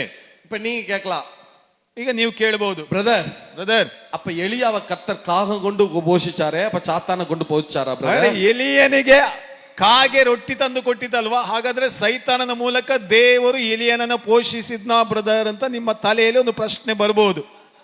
இல்ல ಬಂತ? நீ சிரிக்கும் போதே எனக்கு தெரியுது. ನೀವು ನಗುವಾಗಲೇ ನಮಗೆ ಅರ್ಥ ಆಯ್ತು. ஆக்சுவலா உண்மை என்னன்னா எலியாவை போஷித்தது காகம் அல்ல. ನಿಜವಾದ ವಿಷಯ ಏನು ಗೊತ್ತಾ, ಅಲ್ಲಿ ಎಲಿಯನನ್ನು ಪೋಷಿಸಿದ್ದು ಕಾಗೆ ಅಲ್ಲ. அது வந்து கருப்பு கலர்ல இருக்கும், பிளாக்கியா இருக்கும், அதனால காகம்னு டிரான்ஸ்லேட் பண்ணாங்க. ಅದು ಕಪ್ಪು ಬಣ್ಣದ ಒಂದು ಪಕ್ಷಿ, ಅದಕ್ಕಾಗಿ ಅದಕ್ಕೆ ಕಾಗೆ ಎಂಬುದಾಗಿ ಹೆಸರಿಟ್ಟಿದ್ದಾರೆ ಬೈಬಲ್ ಬರೆಯುವಾಗ. அது கழுகு சைஸ்ல இருக்கும், பெரிய கழுகு சைஸ்ல இருக்கும், கருப்பா இருக்கிறதுனால அத காகம்னு போட்டாங்க. ಅದು ದೊಡ್ಡ ಹದ್ದಿನಷ್ಟು ದೊಡ್ಡದಾಗಿತ್ತು, ಆಕಾರದಲ್ಲಿತ್ತು, ಕಪ್ಪಾಗಿದ್ದದಕ್ಕಾಗಿ ಕಾಗೆ ಅಂತ ಬರೆದಿದ್ದಾರೆ. ரெண்டாவது நம்ம ஊர்ல இருக்கிற காகெல்லாம் இஸ்ரவேல்ல கிடையாது. ನೋಡಿ, ನಮ್ಮ ಎರಡನೇದಾಗಿ ಏನಂದ್ರೆ ನಮ್ಮ ಊರಲ್ಲಿರುವಂತ ಕಾಗೆಗಳೆಲ್ಲ ಇಸ್ರೇಲ್ ದೇಶದಲ್ಲಿ ಇಲ್ಲ. அது நம்ம ஊரோட சரி, ಅದು ನಮ್ಮ ಊರಿಗೆ ಮಾತ್ರ ಸರಿ. ரெண்டாவது இஸ்ரவேல்ல ஒரு அப்பங்கிறது 1.5 அடி நீளம் இருக்கும். ನೋಡಿ, ಇಸ್ರೇಲ್ ದೇಶದಲ್ಲಿ ಒಂದು ರೊಟ್ಟಿ ಅಂದ್ರೆ ಸುಮಾರು 1.5 ಅಡಿ ಉದ್ದ ಇರ್ತದೆ. நீங்க இந்த அரபு கண்ட்ரி எல்லாம் போய் பாருங்க, கத்தார், துபாய் எல்லாம் போனீங்கன்னா குப்பூஸ்னு கேளுங்க, மால் எல்லாம் பெருசா இருக்கும், இவ்வளவு நீளம் இருக்கும், 1.5 அடி நீளம் இருக்கும். ನೀವು ಅರಬ್ ದೇಶಗಳಿಗೆ ಕತಾರ್ ಅಥವಾ ದುಬೈ ಅಲ್ಲಿಗೆಲ್ಲ ಹೋದ್ರೆ ನೀವು ಕುಬ್ಬೂಸ್ ಅಂತ ಅಲ್ಲಿ ಕೇಳಿದ್ರೆ ಸುಮಾರು 1.5 ಅಡಿ ಉದ್ದದ ರೊಟ್ಟಿ ಅದು. காக்காயாலெல்லாம் அதை தூக்கவே முடியாது. ನಮ್ಮ ಊರಿನ ಕಾಗೆಗಳೆಲ್ಲ ಆ ರೊಟ್ಟಿಯನ್ನು ಎತ್ತಲಿಕ್ಕೆ ಸಾಧ್ಯವೇ ಇಲ್ಲ. காக்காக்கி ஏத்தது வடை மட்டும்தான். ಕಾಗೆಗೆ ಯಾವ್ದು ಎತ್ತೋದಕ್ಕೆ ಸಾಧ್ಯ ಅಂದ್ರೆ ಒಡೆ ಮಾತ್ರ. அப்பம்லாம் அதனால தூக்க முடியாது, அவ்வளவு பெருசு. ಆ ರೊಟ್ಟಿ ಅಷ್ಟು ದೊಡ್ಡದು, ಹಾಗಾಗಿ ಅದನ್ನೆಲ್ಲ ಕಾಗೆ ಎತ್ಕೊಂಡು ಬರ್ಲಿಕ್ಕೆ ಆಗೋದಿಲ್ಲ. அது கழுகு சைஸ்ல இருக்கும், ಅದು ಹದ್ದಿನ ಒಂದು ಗಾತ್ರದಲ್ಲಿ ಇರ್ತದೆ. கருப்பா இருக்கிறதுனால காகம் போட்டாங்க, ಕಪ್ಪಾಗಿರುವುದಕ್ಕಾಗಿ ಕಾಗೆ ಅಂತ ಹಾಕಿದ್ದಾರೆ. ரெண்டாவது காகம் வந்து தீட்டுப்பட்ட ஒரு பறவை. ನೋಡಿ, ಕಾಗೆ ಅನ್ನುವಂಥದ್ದು ಅಶುದ್ಧವಾದ ಒಂದು ಪಕ್ಷಿ. ಧರ್ಮಶಾಸ್ತ್ರಾல அது தீட்டுப்பட்ட பறவை லிஸ்ட்ல இருக்கு. ಧರ್ಮಶಾಸ್ತ್ರದ ಪ್ರಕಾರ ಇಸ್ರಾಯೇಲರಿಗೆ ಅದು ಅಶುದ್ಧವಾದ ಒಂದು ಪಕ್ಷಿ. ಅದು ಒನ್ನ ತೊಟ್ಟಾ அந்த பொருளும் தீட்டாயிரும். ಹಾಗಾಗಿ ಅದು ಯಾವುದನ್ನಾದ್ರೂ ಮುಟ್ಟಿದ್ರೆ ಆ ವಸ್ತು ಕೂಡ ಅಶುದ್ಧವಾಗ್ತದೆ. கர்த்தரே தர்மசாஸ்திராவை மீறி காகத்தை பயன்படுத்தி இருப்பாரானா கண்டிப்பா பயன்படுத்தி இருக்க மாட்டார். ದೇವರೇ ಧರ್ಮಶಾಸ್ತ್ರವನ್ನ ಮೀರಿ ಕಾಗೆಯನ್ನು ಉಪಯೋಗಿಸಿದ್ದಾನ ಅಂತ ಕೇಳಿದ್ರೆ ಖಂಡಿತವಾಗಿ ದೇವರು ಕಾಗೆಯನ್ನು ಉಪಯೋಗಿಸಿರ್ಲಿಕ್ಕಿಲ್ಲ. அதனால எலியாவை போஷித்தது காகம் அல்ல, கழுகு சைஸ்ல இருக்கிற ஒரு பறவை. ಎಲಿಯನಿಗೆ ಆಹಾರ ತಂದು ಕೊಟ್ಟದ್ದು ಕಾಗೆ ಅಲ್ಲ, ಒಂದು ಹದ್ದಿನ ಗಾತ್ರದಲ್ಲಿರುವಂತ ಒಂದು ಕಪ್ಪಾದ ಒಂದು ಪಕ್ಷಿ. பிரதர், நான் காகம்னு பிரசங்கம் பண்ணிட்டேன், நான் இப்ப என்ன பிரதர் பண்றது? ಈಗ ನೀವು ಮತ್ತೊಂದು ಪ್ರಶ್ನೆ ಕೇಳ್ತೀರಿ, ಬ್ರದರ್ ಈಗಾಗಲೇ ಸಭೆಯಲ್ಲಿ ಕಾಗೆ ಅಂತ ಪ್ರಸಂಗ ಮಾಡಿ ಆಗಿದೆ, ಈಗ ಏನು ಹೇಳೋದು ಬ್ರದರ್? சிலர் அப்படி யோசிக்கிறாங்க, ಕೆಲವರು ಹಾಗೆ ಯೋಚಿಸ್ತಾರೆ. பிரதர் அவர் அப்படி பிரசங்கம் பண்ணிருக்காரு, இன்னொருத்தர் இருங்க நாளைக்கே நான் ஒரு வீடியோ போட்டு விட்டுறேன் பாருங்க. ಈಗ ಇನ್ನು ಕೆಲವರು ಯೋಚನೆ ಮಾಡ್ತಾರೆ, ಬ್ರದರ್ ಇಂಥೊಬ್ರು ಸೇವಕರು ಹೀಗೆ ಪ್ರಸಂಗ ಮಾಡಿದ್ದಾರೆ ನೋಡಿ, ಅವರಿಗೆ ನಾಳೆನೇ ಒಂದು ವಿಡಿಯೋ ಮಾಡಿ ಹಾಕ್ತೇನೆ ನಾನು. புரியுதா உங்களுக்கு? நாளைக்கே வீடியோ போட்டு அவரை பாருங்க, காகம் தப்புன்னு நான் ப்ரூவ் பண்றேன் பாருங்க. ನಾಳೆನೇ ಒಂದು ವಿಡಿಯೋ ಹಾಕಿ ಅವರಿಗೆ ಕಳಿಸಿ, ನೋಡಿ ನೀವು ಕಾಗೆ ಅಂತ ಹೇಳಿದ್ದು ತಪ್ಪು ಅಂತ ಅವರಿಗೆ ನಾನು ಕಳಿಸ್ತೇನೆ. அதாவது நம்முடைய மொழியில அப்படி கொடுத்திருக்காங்க, நம்ம கற்றுக்கொண்ட அளவுல அதை போதித்திருக்கிறோம், அவ்வளவுதான். அதுக்காக நான் அந்த பிரசங்கம்லாம் தப்பு அப்படின்னு சொல்றதுக்கு நான் வரல. ನಮ್ಮ ಭಾಷೆಯಲ್ಲಿ ಹಾಗೆ ಅದು ಬರೆಯಲ್ಪಟ್ಟಿದೆ, ನಮಗೆ ಅರ್ಥವಾದಂತ ರೀತಿಯಲ್ಲಿ ನಾವು ಪ್ರಸಂಗ ಮಾಡಿ ಆಗಿದೆ, ಹಾಗಾಗಿ ಅದನ್ನ ತಪ್ಪು ಅಂತ ನಾನು ಹೇಳಲಿಕ್ಕೆ ಬರ್ತಾ ಇಲ್ಲ. அதாவது வெளிப்பாடுகள் ஒவ்வொரு காலங்கள்ல பங்கு பங்கா தொகையா அடுத்தடுத்து நமக்கு என்ன செஞ்சுட்டே இருக்காரு, நம்மள அடுத்த கட்டத்துக்கு கொண்டு போய் கொண்டே இருக்கிறார். ನೋಡಿ, ಅವನು ಪ್ರಕಟಣೆಗಳನ್ನ ತಿಳಿಸುವಂತ ಹಂತದಲ್ಲಿ ದೇವರು ನಮ್ಮನ್ನ ಪ್ರತಿ ಸಾರಿ ಬೇರೆ ಬೇರೆ ಹಂತಕ್ಕೆ ನಡೆಸಿಕೊಂಡು ಹೋಗ್ತಾ ಇದ್ದಾನೆ. சரி, இப்ப கவனிங்க, ಗಮನಿಸಿ. அப்ப இங்க காகம் என்பது காகம் அல்ல, ಇಲ್ಲಿ ಕಾಗೆ ಅನ್ನುವಂಥದ್ದು ಕಾಗೆ ಅಲ್ಲ, அது கழுகுக்கு ஒப்பான பறவை. அது மன்னிக்கணும், காகம் என்பது காக அல்ல, அது சாத்தானை குறிக்கிறது. ಅಲ್ಲಿರುವಂತ ಕಾಗೆ, ಅಲ್ಲಿ ಆದಿಕಾಂಡದಲ್ಲಿ ಓದಿದ್ದು ಕಾಗೆ ಅಲ್ಲದು, ಅದು ಸೈತಾನನಿಗೆ ಸೂಚನೆಯಾಗಿದೆ. விதைக்கிறவன் உவமையில பாருங்க, இயேசு சொல்லுவார்ல, அந்த விதைகளை பட்சிகள் வந்து எடுத்து போட்டது அப்படின்னு சொல்லுவார், காக்கா வந்து தூக்கிட்டு போச்சு அப்படிம்பாரு. ಬಿತ್ತುವವನ ಸಾಮ್ಯದಲ್ಲಿ ಯೇಸು ಸ್ವಾಮಿ ಹೇಳ್ತಾರಲ್ಲ, ಅಲ್ಲಿ ಬಿತ್ತಲ್ಪಟ್ಟದ ಬೀಜವನ್ನ ಆ ಪಕ್ಷಿಗಳು ಎತ್ತಿಕೊಂಡು ಹೋದವು. இங்க சொல்லுங்க, காகத்தை குறிக்கல, இங்க யாரை குறிக்குது? நோவா சம்பவத்துல யாரை குறிக்குது? அது ನೋಹನ ಘಟನೆಯಲ್ಲಿ ಕಾಗೆ ಅನ್ನುವಂಥದ್ದು ಕಾಗೆಯನ್ನು ಸೂಚಿಸ್ತಾ ಇಲ್ಲ, ಯಾರನ್ನು ಸೂಚಿಸ್ತಾ ಇದೆ? ಸೈತಾನ சத்தமா சொல்லுங்க, ಶಬ್ದವಾಗಿ ಹೇಳಿ. யாரை குறிக்குது? ಯಾರನ್ನು ತೋರಿಸ್ತದೆ? சைத்தான குறிக்குது. ಸೈತಾನನನ್ನು ತೋರಿಸ್ತದೆ. ஒரு நிமிஷம் எழும்புங்களே, ಒಂದು ನಿಮಿಷ ಎದ್ದು ನಿಂತ್ಕೊಳ್ಳಿ ಅಲ್ವಾ? கொஞ்சம் எழும்புங்க, ಸ್ವಲ್ಪ ಎದ್ದು ನಿಂತ್ಕೊಳ್ಳಿ, ಸ್ವಲ್ಪ ಇರುವಂತ ಸ್ಥಳದಲ್ಲಿ ಎದ್ದು ನಿಂತ್ಕೊಳ್ಳಿ. சும்மா தயவுசெய்து எழும்புங்க, ದಯವಿಟ್ಟು ಎದ್ದು ನಿಂತ್ಕೊಳ್ಳಿ. தயவுசெய்து எழும்புங்க. எழும்பிட்டீங்களா? ಎದ್ದು ನಿಂತ್ಕೊಂಡ್ರಾ? இந்த சோத்தை பார்த்து திரும்புங்க, ಈ ಗೋಡೆಯ ಕಡೆಗೆ ನಿಮ್ಮ ರೈಟ್ ಸೈಡ್ ತಿರುಗಿದ್ರಾ? உங்க முன்னாடி இருக்காங்கல்ல, உங்க பின்னாடி கணவன் மனைவியா உட்கார்ந்துருந்தீங்கன்னா பாத்துக்குங்க, உங்க மனைவி தானான்னு செக் பண்ணிக்கிறீங்க, மாத்தி கை வச்சிடாதீங்க. ಒಂದು ವೇಳೆ ಸ್ತ್ರೀ ಪುರುಷರು ಒಟ್ಟಾಗಿ ಕೂತಿದ್ರೆ ನೋಡಿ, ಮುಂದೆ ಇರುವಂತವ್ರು ನಿಮ್ಮ ಹೆಂಡತಿಯ ಹೌದಾ ಅಲ್ವಾ ಅಂತ ನೋಡಿ ಮತ್ತೆ ಭುಜದ ಮೇಲೆ என் ಕೈ ಇಡಿ. மனைவின்னு நினைச்சிட்டேன் பிரதர் அப்படின்னு சொல்லிடக்கூடாது. ಅಯ್ಯೋ ನನ್ನ ಹೆಂಡತಿ ಅಂತ ಅಂದುಕೊಂಡೆ ಬ್ರದರ್ ಅಂತೇಳಿ ಆಮೇಲೆ ಹೇಳ್ಬಾರ್ದು. சரி, திரும்பிட்டீங்களா? உங்க முன்னாடி இருக்காங்கல்ல, அவங்க தோள் மேல அப்படி கை வைங்க, ரெண்டு கையை வைங்க. ನಿಮ್ಮ ಮುಂದೆ ಇರುವಂತವರ ಭುಜದ ಮೇಲೆ ಎರಡು ಕೈಗಳನ್ನು ಇಡಿ. வைங்க, நல்லா வைங்க, ಚೆನ್ನಾಗಿಡಿ. அப்படியே லைட்டா மசாஜ் பண்ணி விடுங்க பார்க்கலாம். ನಿಧಾನವಾಗಿ ಮಸಾಜ್ ಮಾಡಿ ನೋಡುವ. நல்லா பிடிச்சு விடுங்க. ಹಾಗೆ ಚೆನ್ನಾಗಿ ಅಮುಕಿ ಸ್ವಲ್ಪ. நீங்கள் எதை செய்தாலும் ஸ்தோத்திரத்தோட செய்ய ನೀವು கடவுள். ಯಾವುದನ್ನು ಮಾಡಿದ್ರು ಸ್ತೋತ್ರದೊಂದಿಗೆ ಮಾಡಬೇಕು. நல்லா பிடிச்சு விடுங்க. ಚೆನ್ನಾಗಿ ಅಮುಕಿ ஸ்தோத்திரம் பண்ணிட்டே பண்ணுங்க. ಸ್ತೋತ್ರ ಮಾಡ್ತಾ ಮಸಾಜ್ ಮಾಡಿ. சகோதரிகள் கழுத்துல மட்டும் கை வைங்க, கழுத்துல கடக்கிறதுல கை வச்சிராதீங்க. ನೋಡಿ ಸಹೋದರಿಯರು ಗಮನಿಸಿ, ಕುತ್ತಿಗೆಯಲ್ಲಿ ಮಾತ್ರ ಕೈ ಇಡಿ, ಕುತ್ತಿಗೆಯಲ್ಲಿರುವಂತ ಚೈನಿಗೆಲ್ಲ ಕೈ ಹಾಕಬಾರದು. நல்லா பிடிச்சு விடுங்க. ஓகேயா? அப்படி என் பக்கம் திரும்புங்க. ಹೀಗೆ ನನ್ನ ಪಕ್ಕ ತಿರುಗಿ, ಈ ಕಡೆ ಈ ಕಡೆ இந்த சோத்தை பார்த்து திரும்புங்க பாப்பா. ಈ ಗೋಡೆ ಕಡೆಗೆ ತಿರುಗಿ. Very good, very good. அவர்கள் உங்களில் அன்பு கூர்ந்தது போல நீங்களும் அவர்களில் அன்பு கூறுவீர்களா? ಅವರು ನಿಮ್ಮನ್ನ ಪ್ರೀತಿಸಿ ನಿಮಗೆ ಮಸಾಜ್ ಮಾಡಿದ ಹಾಗೆ ನೀವು ಅವರನ್ನ ಪ್ರೀತಿಸಿ ಅವರಿಗೆ ಮಸಾಜ್ ಮಾಡಿ. நல்லா பிடிச்சு விடுங்க. ಚೆನ್ನಾಗಿ ಹಾಗೆ ಅಮುಕಿ. ஆள் கொஞ்ச நேரம் அசரப்படாது பாருங்க. ಹಾಗೆ ಸ್ವಲ್ಪ ಹಾಗೆ ಅವರು நல்லா ಅಲ್ಲಾಡಬಾರದು. பிடிச்சு விடுங்க. ಚೆನ್ನಾಗಿ நல்லா தோல்லாம் தட்டி விடுங்க. ಹಾಗೆ ತೋಳನ್ನೆಲ್ಲ ಸ್ವಲ್ಪ ತಟ್ಟಿ. ಹಾಗೆ ವೆರಿ ಗುಡ್. Okay, good. உட்காருங்க. Thank you. பாருங்க, உங்களை செய்தியை கேட்க வைக்க நாங்க என்னெல்லாம் செய்ய வேண்டியிருக்கு பாருங்க. ನೋಡಿ, ದೇವರ ವಾಕ್ಯದವನ ಸಂದೇಶವನ್ನ ನೀವು ಕೇಳುವುದಕ್ಕಾಗಿ ನಾವು ಏನೆಲ್ಲ ಮಾಡಬೇಕಾಗ್ತದೆ. பிரிஸ்க் ஆயிடுச்சா? இன்னும் கொஞ்ச நேரத்துல டக்குன்னு இந்த பிரிஸ்கான டைம்ல இந்த சத்தியத்தை உள்ள ಈ வச்சிரலாம். ಒಂದು ಚುರುಕಾಗಿರುವಂತ ಸಮಯದಲ್ಲಿ ಈ ಸತ್ಯವನ್ನ ನಿಮ್ಮ ಒಳಗಡೆ ಹಾಕಿ ಬಿಡಬೇಕೀಗ. சரி, சீக்கிரம் சொல்லுங்க. இங்க காகம் இல்ல, யாரை குறிக்குது? ಕಾಗೆ ಅಲ್ಲ, ಯಾರನ್ನ ಸೂಚಿಸ್ತದೆ? இப்ப வருது பாருங்க சவுண்ட். சைத்தான் வருதா? ನೋಡಿ, ಈಗ ಶಬ್ದ ಬಂತು.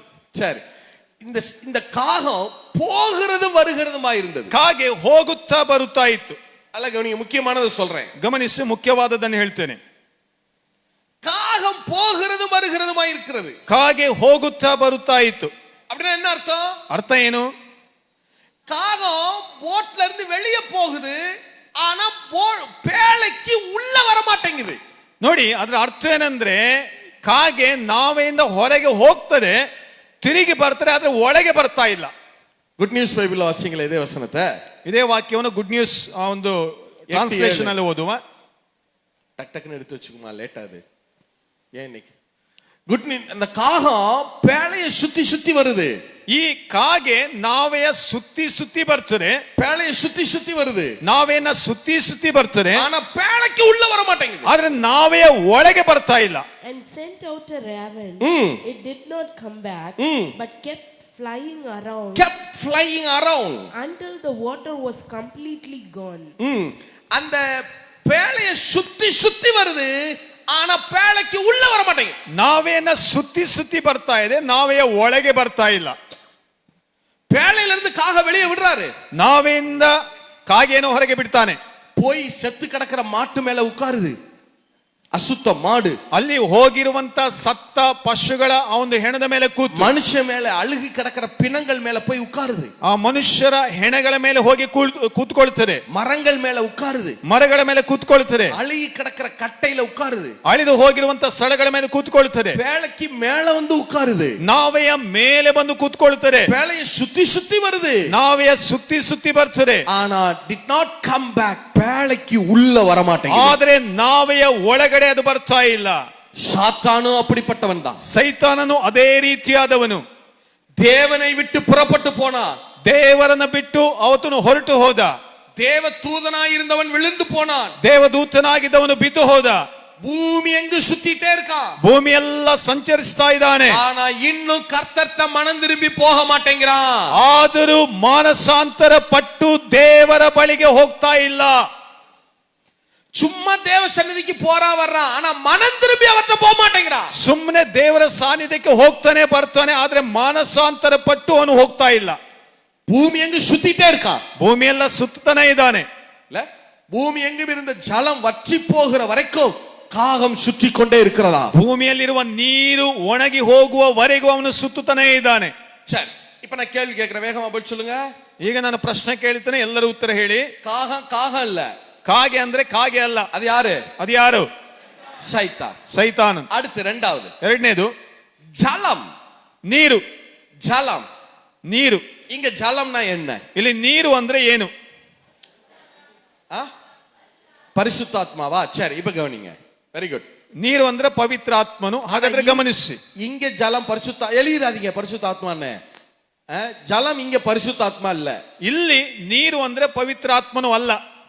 நீங்க சொன்னது சரிதான், ನೀವು ಹೇಳಿದ್ದು ಸರಿ.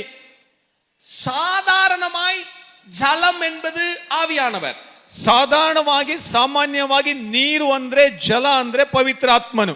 ஒரு பாட்டில் இருக்கிற தண்ணி, ಒಂದು ಬಾಟ್ಲಲ್ಲಿರುವ ನೀರು, ஒரு ஊற்று ನೀರು, ಒಂದು ಹರಿಯುವ ಹೊರತೆಯ ನೀರು, நதியில ஓடுற தண்ணி, ನದಿಯಲ್ಲಿ ಓಡುವ ನೀರು, இதெல்லாம் ஆவியானவர். ಇದೆಲ್ಲ ದೇವರ ಆತ್ಮನಿಗೆ ಹೋಲಿಕೆಯಾಗಿದೆ. ஆனா இங்க இருக்கிற ஜலம் இருக்குல்ல, ಆದ್ರೆ ಇಲ್ಲಿ ಇರುವಂತ ನೀರು ಇದೆಯಲ್ಲ, இது பெருசா பிரவாகிக்கிற ஜலம், சமுத்திரம் போல, அலைகள் போல கொந்தளிக்கிற ஜலம். ಇಲ್ಲಿರುವಂತ ನೀರು ಸಮುದ್ರದ ಹಾಗೆ ಬಹಳಷ್ಟಾಗಿ ಮತ್ತು ಪ್ರವಾಹದ ರೂಪದಲ್ಲಿ ತತ್ತರಿಸ್ತಾ ಇರುವಂತಹ ಅಲೆಗಳ ರೂಪದಲ್ಲಿ ಏಳುತ್ತಾ ಇರುವಂತ ನೀರು. சாதாரண நீர் இல்லது, ಇದು ಸಾಧಾರಣವಾದ ನೀರಲ್ಲ. ஆதியாகமம் 7:24, ஆதியாகமம் 7:24, ஜெனசிஸ் சாப்டர் 7:24. 7:24, 7ನೇ ಅಧ್ಯಾಯ 24ನೇ ವಾಕ್ಯ. ಪ್ರಳಯದ ನೀರು ಭೂಮಿಯ ಮೇಲೆ 150 ದಿನ ಪ್ರಬಲವಾಯಿತು.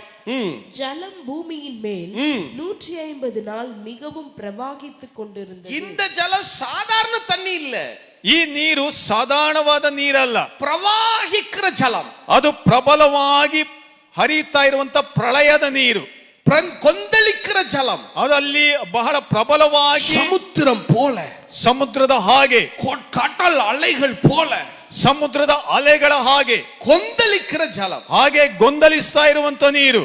அந்த கொந்தளிக்கிற ஜலம் யார குறிக்கும்னா துன்மார்க்கட், விக்கட் பீப்புள், துன்மார்க்கரை குறிக்கும். ಈ ಪ್ರಳಯದ ರೂಪದಲ್ಲಿರುವಂತ ನೀರು ಯಾರನ್ನ ಸೂಚಿಸ್ತದಂದ್ರೆ ದುರ್ಮಾರ್ಗಿಯನ್ನು ಅಥವಾ ದುಷ್ಟನಿಗೆ ಅದು ಹೋಲಿಕೆಯಾಗಿದೆ. வசனம் பாருங்க, ವಾಕ್ಯ ನೋಡಿ. ஏசாயா 57:20. ಯೆಶಾಯನ ಪ್ರವಾದನೆ ಪುಸ್ತಕ 57:20. துன்மார்க்கரோ கொந்தளிக்கும் கடலை போல் இருக்கிறார்கள், கொந்தளிக்கும் கடலை போல் இருக்கிறார்கள். ದುಷ್ಟರಾದರೂ ಅಲ್ಲ ಕಲ್ಲೋಲವಾದ ಸಮುದ್ರದಂತಿದ್ದಾರೆ. அந்த சமுத்திரம் போல பூமி முழுவதும் அலை கொந்தளிக்குது பாருங்க. ನೋಡಿ, ಸಮುದ್ರದ ರೂಪದಲ್ಲಿ ಭೂಮಿ ಎಲ್ಲ ಅದು ಅಲ್ಲ ಕಲ್ಲೋಲವಾಗಿದೆಯಲ್ಲ, அது துன்மார்க்கரை குறிக்கும், ಅದು ದುಷ್ಟರನ್ನ ಅದು ಸೂಚಿಸುತ್ತದೆ. ಅಲ್ಲ ಗಮನಿங்க, ಚೆನ್ನಾಗಿ ಗಮನಿಸಿ. நார்மல் வாட்டர், ಸಾಧಾರಣ ನೀರು, ஊற்று நீர், ಹೊರತೆಯ ನೀರು, தாகம் தீர்க்கிற நீர், ದಾಹ ತೀರಿಸುವ ನೀರು, நதியின் நீர், ನದಿಯ ನೀರು, ஆற்று நீர், ಅದು ಬಾವಿಯ ನೀರು, இதெல்லாம் ஆவியானவர், ಇದೆಲ್ಲ ಪವಿತ್ರಾತ್ಮನು. ஆனா கொந்தளிக்கிற ஜலம் இருக்கு பாருங்க, ಆದರೆ ಅಲ್ಲ ಕಲ್ಲೋಲವಾದ ನೀರು ಇದೆಯಲ್ಲ, பிரளய நீர், ಪ್ರಳಯದ ನೀರು, அது விக்கட் பீப்புள், ಅದು ದುಷ್ಟ ಜನರು. வெளிப்படுத்தின விசேஷம் 17:15, வெளிப்படுத்தல் 17:15, ಪ್ರಕಟಣೆ ಪುಸ್ತಕ 17:15. பின்னும் அவன் என்னை நோக்கி, அந்த வேசி உட்கார்ந்திருக்கிற தண்ணீர்களை கண்டாயே, அவைகள் ஜனங்களும் ಕೂಟங்களும் ಜಾತಿகளும் ಭಾಷೆಕಾರರುಮ. ಇನ್ನು ಆ ದೇವದೂತರು ನನಗೆ ಹೇಳಿದ್ದು, ಆ ಜಾರ ಸ್ತ್ರೀಯು ವಾಸಿಸುವ ನೀರುಗಳನ್ನು ಕಂಡಿಯಲ್ಲ, ಅವು ಪ್ರಜೆ, ಸಮೂಹ, ಜನ, ಭಾಷೆಗಳನ್ನ ಸೂಚಿಸುತ್ತವೆ. அந்த வேசி உட்கார்ந்திருக்கிற திரளான தண்ணீர் என்ன தெரியுமா? ಆ ಜಾರ ಸ್ತ್ರೀ ಕೂತಿರುವಂತ ಮಹಾ ನೀರು ಯಾವುದು ಗೊತ್ತಾ? துன்மார்க்கமான ஜனங்கள், ದುಷ್ಟ ಜನರು, துன்மார்க்க ஜாதிகள், ದುಷ್ಟ ಜನಾಂಗಗಳು, துன்மார்க்க மக்கள், ದುಷ್ಟ ಜನರು. அப்ப கொந்தளிக்கிற ஜலம், ಅಲ್ಲ ಕಲ್ಲೋಲವಾದ ನೀರು, கொந்தளிக்கிற பிரளயம், ಅಲ್ಲ ಕಲ್ಲೋಲವಾದ ಪ್ರಳಯ, அது துன்மார்க்கர், ಅದು ದುಷ್ಟನು. கொந்தளிக்கிற சமுத்திரம், ಅಲ್ಲ ಕಲ್ಲೋಲವಾದ ಸಮುದ್ರ, ಅಲ್ಲ ಗಮನಿಸಿ, கொந்தளிக்கிற சமுத்திரம், ಗಮನಿಸಿ, ಅಲ್ಲ ಕಲ್ಲೋಲವಾಗುವ ಸಮುದ್ರ, அது துன்மார்க்கர், ಅದು ದುಷ್ಟನು. நீங்க சொல்லுங்க, ಈಗ ಹೇಳಿ, கொந்தளிக்கிற ஜலம் அல்லது கொந்தளிக்கிற சமுத்திரம் யார குறிக்குது? ಅಲ್ಲ ಕಲ್ಲೋಲವಾದ ಸಮುದ್ರ ಅಥವಾ ಅಲ್ಲ ಕಲ್ಲೋಲವಾದ ಜಲಪ್ರಳಯ ಯಾರನ್ನು ಸೂಚಿಸುತ್ತದೆ? வெளிப்படுத்தல் 21:1 வாசிங்க. ಪ್ರಕಟಣೆ 21:1 ಓದಿ. பின்பு நான் புதிய வானத்தையும் புதிய பூமியையும் கண்டேன். முந்தின வானமும் முந்தின பூமியும் ஒளிந்து போயின, சமுத்திரமும் இல்லாமல் போயிற்று. சமுத்திரமும் இல்லாமல் போயிற்று. ಅಲ್ಲಿ ಇನ್ನು ಸಮುದ್ರವೂ ಇಲ್ಲ. ತರುವಾಯ ನೂತನ ಆಕಾಶ ಮಂಡಲವನ್ನು ನೂತನ ಭೂಮಂಡಲವನ್ನು ಕಂಡೆನು. ಮೊದಲಿದ್ದ ಆಕಾಶ ಮಂಡಲವು ಮೊದಲಿದ್ದ ಭೂಮಂಡಲವು ಇಲ್ಲದೆ ಹೋದವು, ಇನ್ನು ಸಮುದ್ರವೂ ಇಲ್ಲ. புதிய வானம் புதிய பூமியில சமுத்திரமும் இல்லாமல் போயிடுச்சுன்னா என்ன அர்த்தம்? சமுத்திரத்தை அவர் சொல்லல, யார சொல்றாரு? பிசாசா, துஷ்டரன். சமுத்திரம் சமுத்திரம் இல்ல, புதிய வானம் புதிய பூமியில சமுத்திரமும் இல்லாமல் போயிட்டுன்னு சொல்றாருல. அப்ப சமுத்திரம்னா என்ன அர்த்தம்? யாரு இல்லைங்கிறத சொல்றாரு? ದುರ್ಮಾರ್ಗಿಗಳು, துன்மார்க்கர் இல்லைங்கிறார். ನೋಡಿ, ನೂತನ ಆಕಾಶ ಮಂಡಲದಲ್ಲಿ ನೂತನ ಭೂಮಂಡಲದಲ್ಲಿ ಆಕಾಶ ಇಲ್ಲ, ಸಮುದ್ರ ಇಲ್ಲದೆ ಹೋಯಿತು ಎಂಬುದಾಗಿ ಬರೆಯಲ್ಪಟ್ಟಿದೆ. ಅದರ ಅರ್ಥ ಏನಂದ್ರೆ, ನೂತನ ಆಕಾಶ ಮಂಡಲದಲ್ಲಿ ನೂತನ ಭೂಮಂಡಲದಲ್ಲಿ ದುರ್ಮಾರ್ಗಿಗಳು, ದುಷ್ಟರು ಇರುವುದಿಲ್ಲ. புரியுதா உங்களுக்கு? ಅರ್ಥ ಆಯ್ತಾ? ಅರ್ಥ ಆಯ್ತಾ?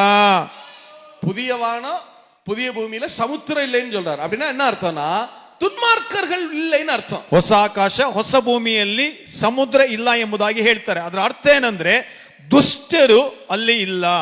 அப்ப நீங்க சொல்லுங்க, கொந்தளிக்கிற அந்த சமுத்திரம், கொந்தளிக்கிற ஜலம் யாரை அடையாளப்படுத்துகிறது? ಈಗ ಹೇಳಿ, ಅಲ್ಲಕಲ್ಲೋಲವಾದ ಸಮುದ್ರ, ಅಲ್ಲಕಲ್ಲೋಲವಾದ ನೀರು ಯಾರನ್ನ ಸೂಚಿಸ್ತದೆ?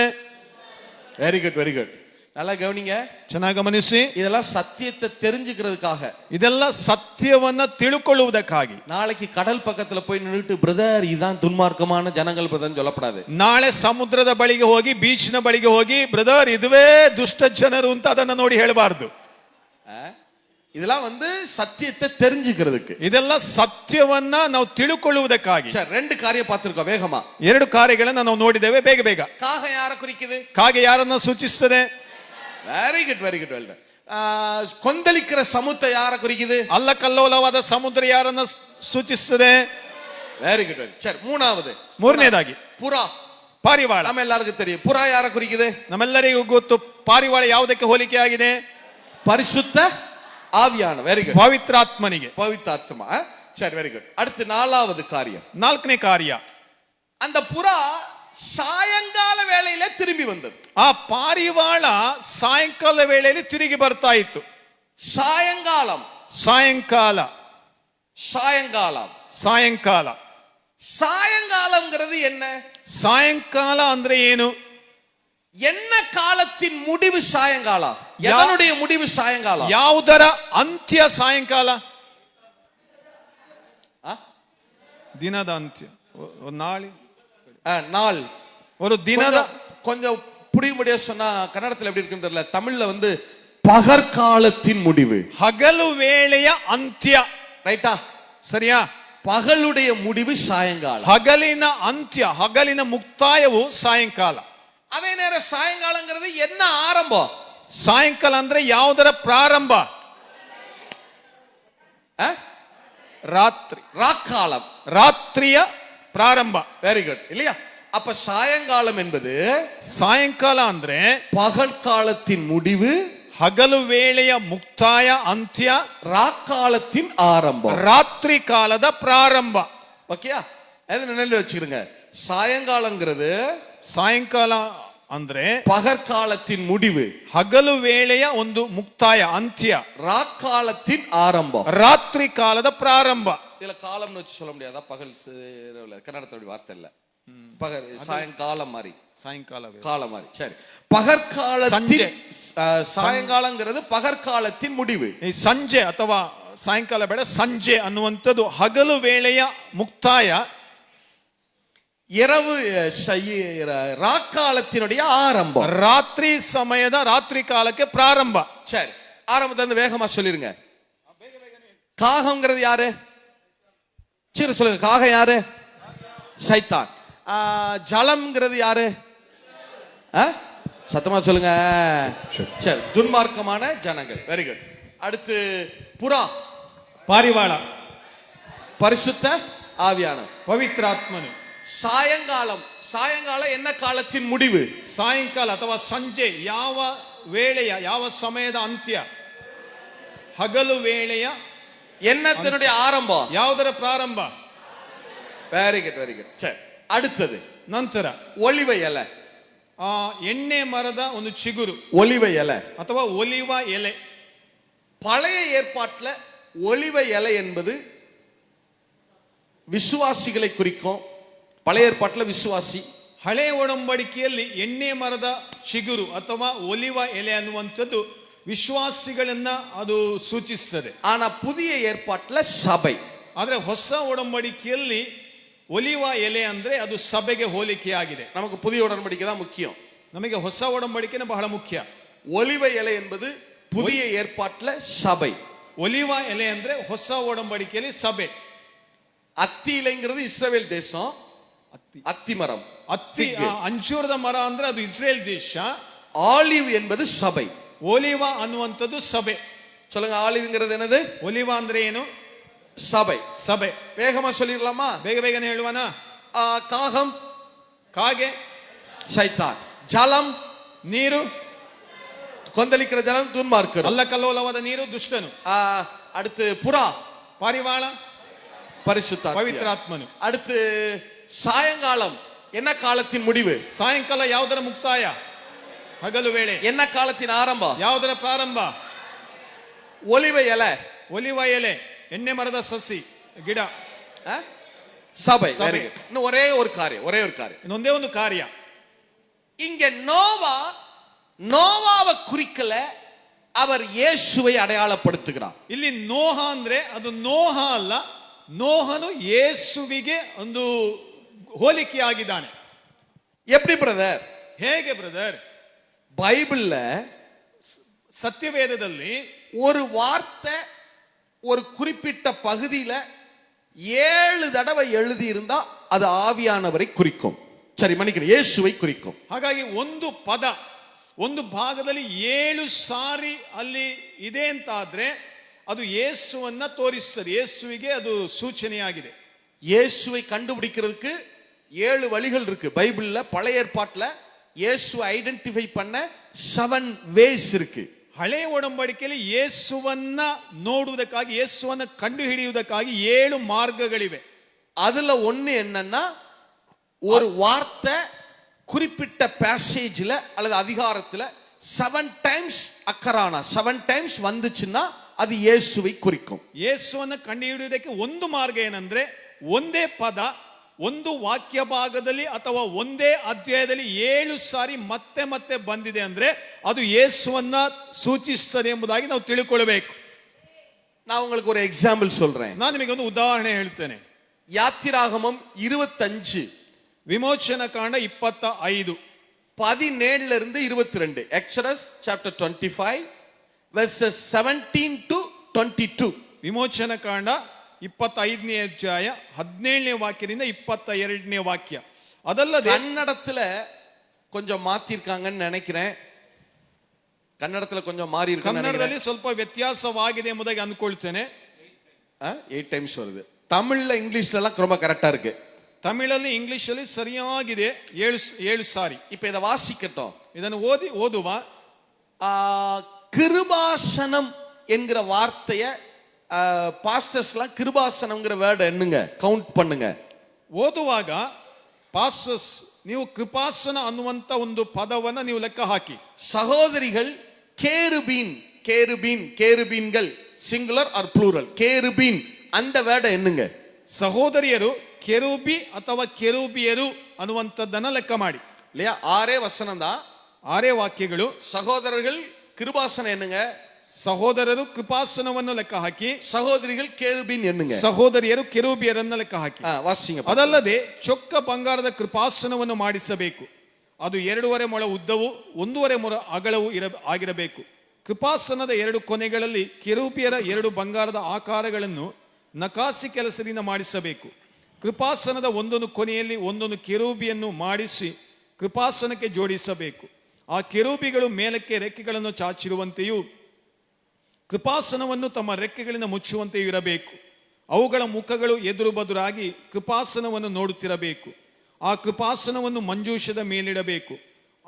ನಾನು ನಿನಗೆ ಕೊಡುವ ಆಜ್ಞಾಶಾಸನಗಳನ್ನು ಆ ಮಂಜೂಷದ ಒಳಗಡೆ ಇಡಬೇಕು. ಅಲ್ಲಿಯೇ ನಾನು ನಿನಗೆ ದರ್ಶನವನ್ನು ಕೊಡುವೆನು.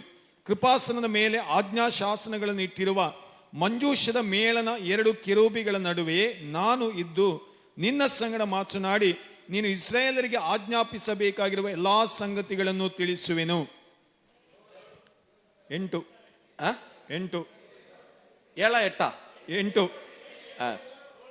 8 8 8 கிருபாசனம் வந்து கிருபாசனம் ಎಂಟು கன்னடத்துல ಇದೆ. 8 நினைக்கிறேன். ಕನ್ನಡದಲ್ಲಿ 8 ಇದೆ. கேருபீன் ಅಲ್ಲ ನೀವು ಟ್ರಾನ್ಸ್ಲೇಷನ್ ನೀವು ಬೇರೆ கேருபீன் கேருபீன்கள் ಕೆರೂಬಿಯರು ಕೆರೂಬಿಗಳು ಕೆರೂಬಿ 4 கேருபீன் கேருபீன்கள். நீங்க ஒழுங்கா என்னலைன்னு நினைக்கிறேன். உங்க கணக்கு வாத்தியாரை தான் கேட்கணும். கேருபீன் அல்லது கேருபீன்கள் கன்னடத்துல எத்தனை இருக்கு? 4 தான் இருக்கா?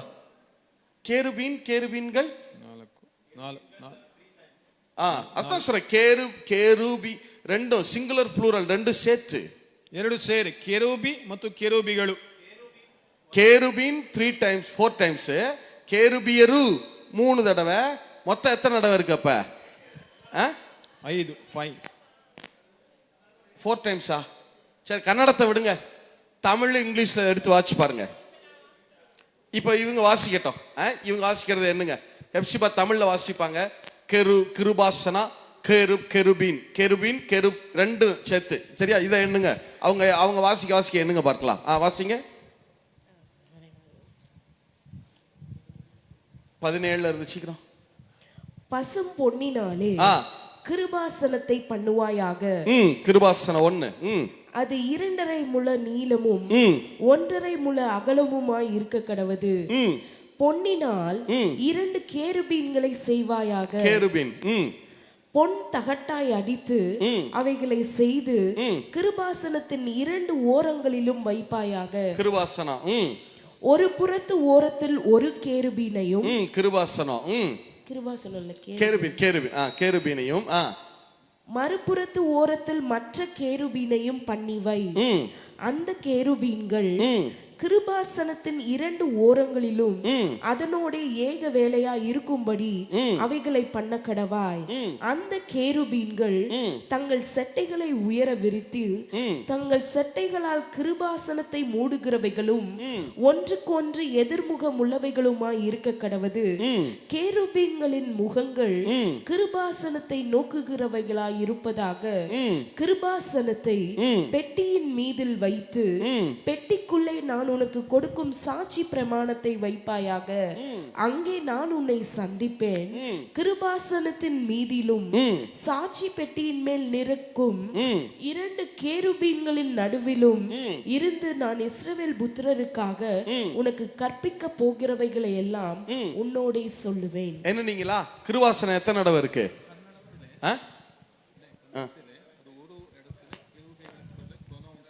ஓகே, கிருபாசனம்ங்கிற வார்த்தை 7 தடவை இருக்கு. ಕೃಪಾಸನ ಅನ್ನುವಂತ ಶಬ್ದ 7 ಸಾರಿ ಇದೆ.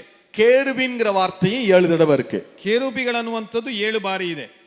6 வசனம், 6 ವಾಕ್ಯಗಳು, 2 வார்த்தைகளையும் சரியா 7 தடவை எழுதியிருக்கார். 2 ಪದಗಳು ಕೂಡ ಸರಿಯಾಗಿ 7 ಸಾರಿ ಬರೆಯಲ್ಪಟ್ಟಿದೆ. தமிழ் இங்கிலீஷ்க்கு நான் சொல்லல, ತಮಿಳು ಇಂಗ್ಲಿಷ್ ಅಂತ ನಾನು ಹೇಳ್ತಾ ಇಲ್ಲ. ஒரிஜினல் ஹீப்ரூலயே கரெக்ட்டா 7 டைம்ஸ் எழுதியிருக்கார். ಮೂಲ ಹೀಬ್ರೂ ಭಾಷೆಯಲ್ಲಿ ಕೂಡ ಸರಿಯಾಗಿ 7 ಎಂಬುದಾಗಿ ಅದು ಇದೆ.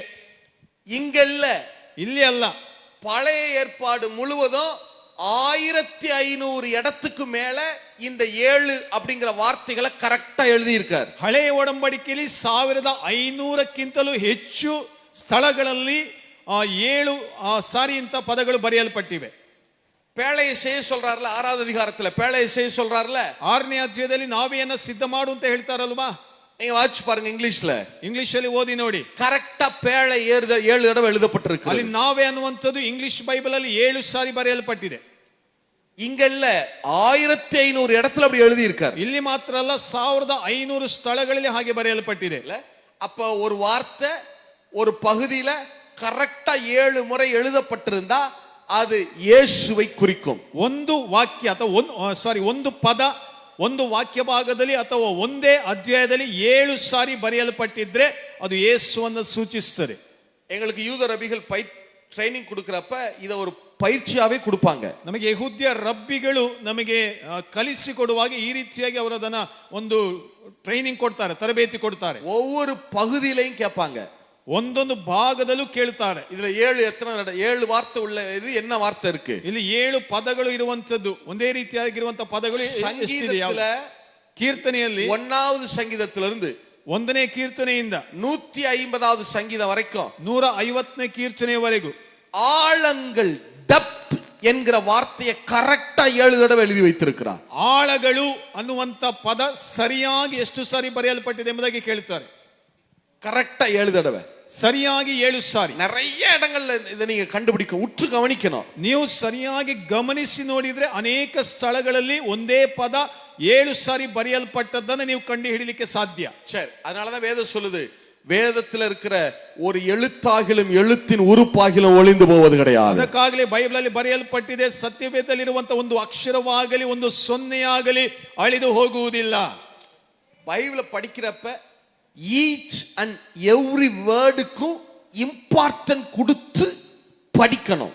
ಸತ್ಯವೇದವನ್ನು ಓದುವಾಗ ಪ್ರತಿಯೊಂದು ವಾಕ್ಯಕ್ಕೂ ನೀವು ಪ್ರಾಮುಖ್ಯತೆಯನ್ನು ಕೊಟ್ಟು ನೀವು ಓದಬೇಕು. எந்த வார்த்தையும் சாதாரணமா சும்மா எல்லாம் அங்க எழுதல. ಯಾವುದೇ ವಾಕ್ಯವಾದರೂ ಸರಿ ಅದನ್ನ ಸಾಧಾರಣವಾಗಿ ಸುಮ್ಮನೆ ಬರೆದದ್ದಲ್ಲ. சரி, நான் இந்த அதிகாரத்துக்கு வர்றேன். ಈ ಅಧ್ಯಾಯಕ್ಕೆ ನಾನು ಬರ್ತೇನೆ. ஆதியா 8வது அதிகாரம், ಆದಿಕಾಂಡ 8ನೇ ಅಧ್ಯಾಯ. நோவாவுடைய பேரு 7 தடவை இருக்கு. ನೋಹ ಅನ್ನುವಂತ ಹೆಸರು 7 ಸಾರಿ ಅಲ್ಲಿ ಬಂದಿದೆ. 1வது வசனத்துல ஒரு தடவை, 1ನೇ ವಾಕ್ಯದಲ್ಲಿ ಒಂದು ಸಾರಿ, 8வது வசனத்துல ஒரு தடவை. ஆதியாகமம் 8 சரி 6 இல்லையா 6, ஆதியாகமம் 8வது அதிகாரம் 1வது வசனத்துல ஒரு தடவை, ಆದಿಕಾಂಡ 8ನೇ ಅಧ್ಯಾಯದ 1ನೇ ವಾಕ್ಯದಲ್ಲಿ ಒಮ್ಮೆ, 6வது வசனத்துல ஒரு தடவை, 6ನೇ ವಾಕ್ಯದಲ್ಲಿ ಒಂದು ಸಾರಿ, 11ல ஒரு தடவை, 11ನೇ ವಾಕ್ಯದಲ್ಲಿ ಒಂದು ಸಾರಿ, 13ல ஒரு தடவை, 13ನೇ ವಾಕ್ಯದಲ್ಲಿ ಒಂದು ಸಾರಿ, 15ல ஒரு தடவை, 15ನೇ ವಾಕ್ಯದಲ್ಲಿ ಒಂದು ಸಾರಿ, 18ல ஒரு தடவை, 18ನೇ ವಾಕ್ಯದಲ್ಲಿ ಒಂದು ಸಾರಿ, 20ல ஒரு தடவை. 20ನೇ ವಾಕ್ಯದಲ್ಲಿ ಒಂದು ಸಾರಿ. verse 1, 6, 11, 13, 15, 18, 20. 1, 6, 11, 13, 15, 18 ಮತ್ತೆ 20 ಈ ವಾಕ್ಯಗಳಲ್ಲಿ ನೋಹ ಅನ್ನುವಂತ ಹೆಸರು ಬರ್ತದೆ. ஒரே அதிகாரத்துல நோவாவுடைய பேரை ஆவியானவர் 7 முறை எழுதுகிறார். ಒಂದೇ ಅಧ್ಯಾಯದಲ್ಲಿ ನೋಹನ ಹೆಸರನ್ನು ಆತ್ಮನು 7 ಸಾರಿ ಬರೆದಿಟ್ಟಿದ್ದಾನೆ. கன்னடத்துல ஜாஸ்தி இருக்கா? கன்னடத்துல கொஞ்சம் மாத்தி இருக்காங்கன்னு நினைக்கிறேன். நீங்க ஹீப்ரு பைபிள்ல கூட போயிட்டு செக் பண்ணி பாருங்க. ನೀವು ಹೀಬ್ರೂ ಕನ್ನಡದಲ್ಲಿ ಸ್ವಲ್ಪ ಹೆಸರು ಹೆಚ್ಚು ಸಾರಿ ಬರೆಯಲ್ಪಟ್ಟಿದೆ. ஹீப்ருவை வச்சு தான் பேஸ் பண்ணி சொல்றேன். நான் ஹெச்ஓடிஸ்ன்னு சொல்லுவாங்க, ஹீப்ரு ஓல்ட் டெஸ்டமென்ட் கன்கடஸ்ன்னு சொல்லுவாங்க. நான் ஹீப்ருல இருக்கிற ஒரிஜினல் தோல் சுருள் இருக்குல்ல, அந்த எண்ணிக்கையை தான் வச்சு சொல்றேன் நான். ಹಳೆ ಒಡಂಬಡಿಕೆಯಲ್ಲಿ ಹೀಬ್ರೂ ಇದೆಯಲ್ಲ, ಹೀಬ್ರೂ ಸುರುಳಿ, ಅದನ್ನ ಆಧಾರವಾಗಿಟ್ಟುಕೊಂಡು ನಾನು ಹೇಳ್ತಾ ಇದ್ದೇನೆ. 7 ಸಾರಿ. ஹெச்ஓடிஸ்ல வேணாலும் நீங்க செக் பண்ணி பாருங்க. ஹெச்ஓடிஸ்னா ஹீப்ரு ஓல்ட் ಟೆಸ್ಟಮೆಂಟ್ ಕನ್ಕಡೆನ್ಸ್. ಅದ ಒರಿಜಿನಲ್ ಹೀಬ್ರೂடைய அந்த ಕನ್ಕಡೆನ್ಸ್ ಅಂದ್ರೆ ಹೀಬ್ರೂ ಹಳೆಯ ಕನ್ಕಡೆನ್ಸ್, ಮೂಲ ಕನ್ಕಡೆನ್ಸ್ ನೀವು ಹುಡುಕಿ ನೋಡಿದ್ರೆ ಅಲ್ಲಿ ಕೂಡ 7 ಸಾರಿ ಬರೆಯಲ್ಪಟ್ಟಿದೆ. சரி, இப்ப கவனிங்க. நோவாவுடைய பேர் 7 தடவை இருக்கு. ನೋಹನ ಹೆಸರು 7 ಸಾರಿ ಇದೆ. அப்ப இங்க நோவாவை குறிக்கல, அவர் யாரை அடையாளப்படுத்துகிறாரு? ಯೇಸುவை அடையாளப்படுத்துகிறார். ನೋಹನನ್ನ ಸೂಚಿಸ್ತಾ ಇಲ್ಲ, ಯೇಸುವನ್ನ ಅದು ಸೂಚಿಸ್ತಾ ಇದ್ದಾನೆ. சரி, இப்ப கவனிங்க. ஒரே ஒரு தடவை ரிவைஸ் பண்ணிடுவோம், டக்குன்னு சொல்லிருங்க. ಈಗ ಗಮನಿಸಿ ಒಂದೇ ಸಾರಿ ಮತ್ತೊಮ್ಮೆ ನಾವು ನೋಡಿಕೊಳ್ಳುವ. சொல்லிட்டீங்கன்னா உங்களுக்கு புரிஞ்சிடும் இந்த பகுதி. ಬೇಗ ಬೇಗ ಹೇಳಬೇಕು. ಇದು ನೀವು ಹೇಳಿದ್ರೆ ನಿಮಗೆ ಅರ್ಥ ಆಗುತ್ತೆ. ஒரு 10 நிமிஷத்துல முடிச்சிடலாம். 10 ನಿಮಿಷದಲ್ಲಿ ಮುಗಿಸುವ. காகம் யாரை குறிக்குது? ಕಾಗೆ ಯಾರನ್ನು ಸೂಚಿಸುತ್ತದೆ? ಸೈತಾನ್. ஜலம், கொந்தளிக்கிற ஜலம், ಅಲ್ಲಕಲ್ಲೋಲದ ನೀರು, துன்மார்க்க, பாரிவாள, பரிசுத்த ஆவியானவர். சாயங்காலம் என்ன காலத்தின் முடிவு? ಸಂಜೆ ಹಗಲಿನ ಮುಕ್ತಾಯ.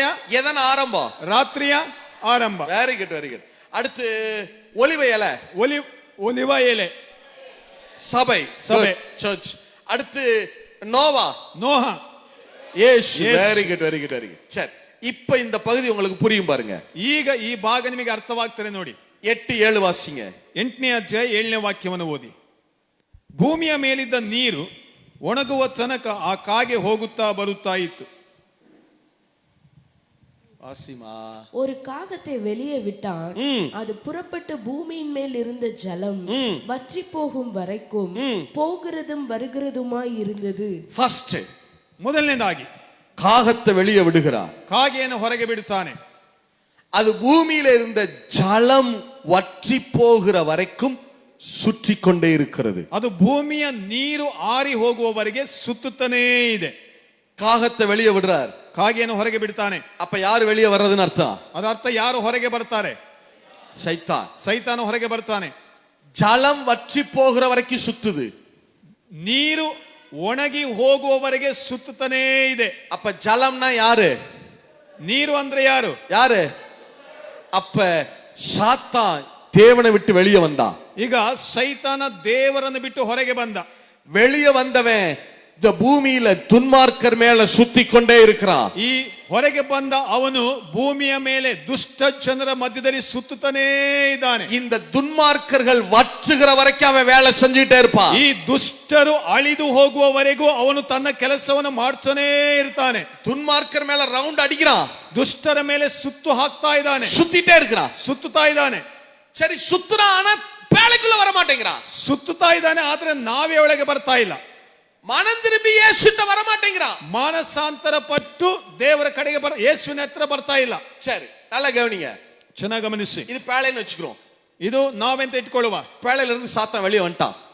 ನಾವೇ ಒಳಗಿಂದ ಸೈತಾನು ಹೊರಗೆ ಬಂದ. சுத்திட்டே இருக்கான். ಸುತ್ತುತ್ತಾನೇ ಇದ್ದಾನೆ. ஜலம் வத்துற வரைக்கும் சுத்துறான். ನೀರು ಒಣಗಿ ಹೋಗುವವರೆಗೆ ಸುತ್ತುತ್ತಾನೆ. இது ஒரு பக்கம் நடந்துட்டு இருக்கு. ಇದು ಒಂದು ಭಾಗದಲ್ಲಿ ನಡೀತಾ ಇದೆ.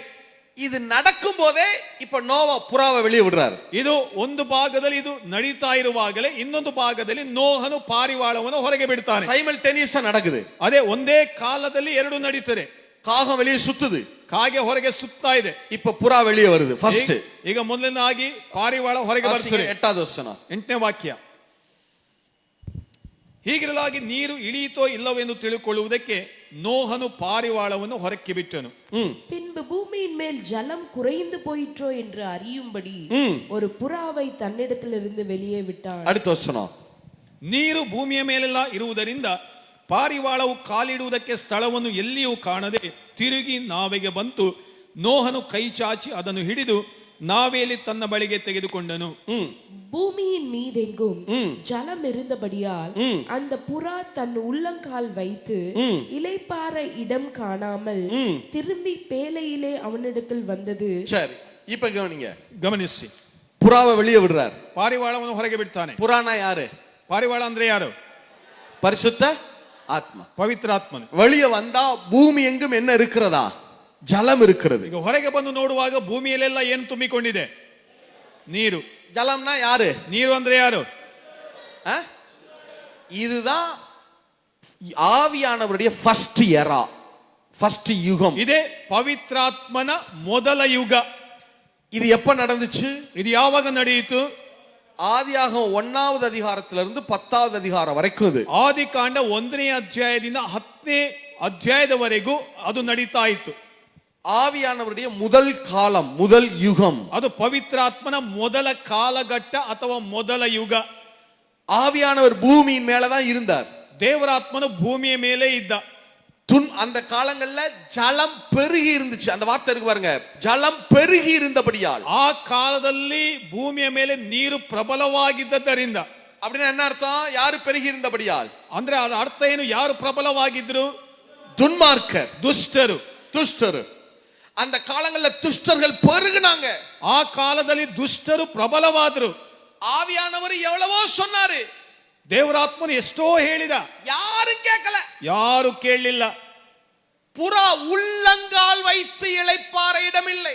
ಅಲ್ಲಿ ಪಾರಿವಾಳವನ್ನು ಹೊರಗೆ ಬಿಟ್ಟಾಗ ಅದಕ್ಕೆ ಕಾಲಿಡುವುದಕ್ಕೆ ಜಾಗವಿಲ್ಲ. உள்ளங்கால்னா என்ன? அது சொல்லாம விட்டணும். உள்ளங்கால் ಒಂದು ಪಾದ, ಅಂಗಾಲು. கால், கால்னா என்ன? பாதம், ಪಾದ. எதை அடையாளப்படுத்து? ಯಾವುದಕ್ಕೆ ಸೂಚನೆ? மலைகளின் சமாதானத்தை கூறி நற்காரியங்களை சுவிசேஷமாய் பிரசங்கித்து 52:7 ಪರ್ವತಗಳ ಮೇಲೆ ತ್ವರೆ ಪಡುತ್ತಾ ಸಮಾಧಾನದ ವಾರ್ತೆಯನ್ನು ಸಾರುವ ಪಾದಗಳು ಎಷ್ಟೋ ಅಂದವಾಗಿವೆ. சுவிசேஷகனுடைய பாதங்கள் எவ்வளவு அழகா இருக்கிறது. ಸುವಾರ್ತೆ ಸಾರುವವರ ಪಾದಗಳು ಎಷ್ಟೋ ಅಂದವಾಗಿವೆ. இல்லையா? சுவிசேஷம் என்கிற பாதரட்சை. சர்வாயுத வர்க்கத்துல சொல்றோமா, சுவிசேஷம் என்னும் பாதரட்சை. ಸರ್ವಾಯುಧಗಳಲ್ಲಿ ನಾವು ಹೇಳ್ತೇವಲ್ವಾ, ಸುವಾರ್ತೆ ಶುಭ ಸಮಾಚಾರವೆನ್ನುವ ಪಾದರಕ್ಷೆ. அப்ப புறா உள்ளங்கால் வைக்க இடம் இல்லைன்னா என்ன அர்த்தம்னா, சுவிசேஷத்தை யாருமே கேட்கல. ಪಾರಿವಾಳಕ್ಕೆ ಪಾದವನ್ನು ಇಡುವುದಕ್ಕೆ ಜಾಗ ಇಲ್ಲ ಅಂದ್ರೆ ಅರ್ಥ ಏನು? ಸುವಾರ್ತೆಯನ್ನು ಯಾರು ಕೇಳಿಸಿಕೊಳ್ಳಿಲ್ಲ. அந்த நோவா கால வரைக்கும் ஆவியானவர் எவ்வளவோ சொன்னாரு. ನೋಹನ ಸಮಯದಲ್ಲಿ ದೇವರಾತ್ಮನು ಎಷ್ಟೋ ಹೇಳಿದ, யாருமே கேட்கல, ಯಾರು ಕೇಳಲಿಲ್ಲ. அதனாலதான் நோவா காலத்துல சொன்னாரா, என் ஆவி என்றைக்கும் மனுஷரோட கூட போராடுவதில்லைன்னாரு. ಅದಕ್ಕಾಗಿ ನೋಹನ ಕಾಲದಲ್ಲಿ ದೇವರು ಹೇಳಿದ್ನಲ್ಲವಾ, ನನ್ನ ಆತ್ಮವು ಮನುಷ್ಯರಲ್ಲಿ ಶಾಶ್ವತವಾಗಿರುವುದಿಲ್ಲ. இதுதான் ஆவியானவருடைய முதல் யுகம். ಇದೇ ದೇವರಾತ್ಮನ ಮೊದಲ ಯುಗ. ஃபர்ஸ்ட் 10 ஜெனரேஷன், ஆதாம்ல இருந்து நோவா காலம் வரைக்கும் இது இருந்துச்சு. ಆದಾಮನಿಂದ ನೋಹನ ಕಾಲದವರೆಗೂ 10 ವಂಶಾವಳಿಗಳು. ஆவியானவர் பூமியில செயல்பட்டார். ದೇವರಾತ್ಮನು ಭೂಮಿಯ ಮೇಲೆ ಕಾರ್ಯ ಮಾಡಿದ.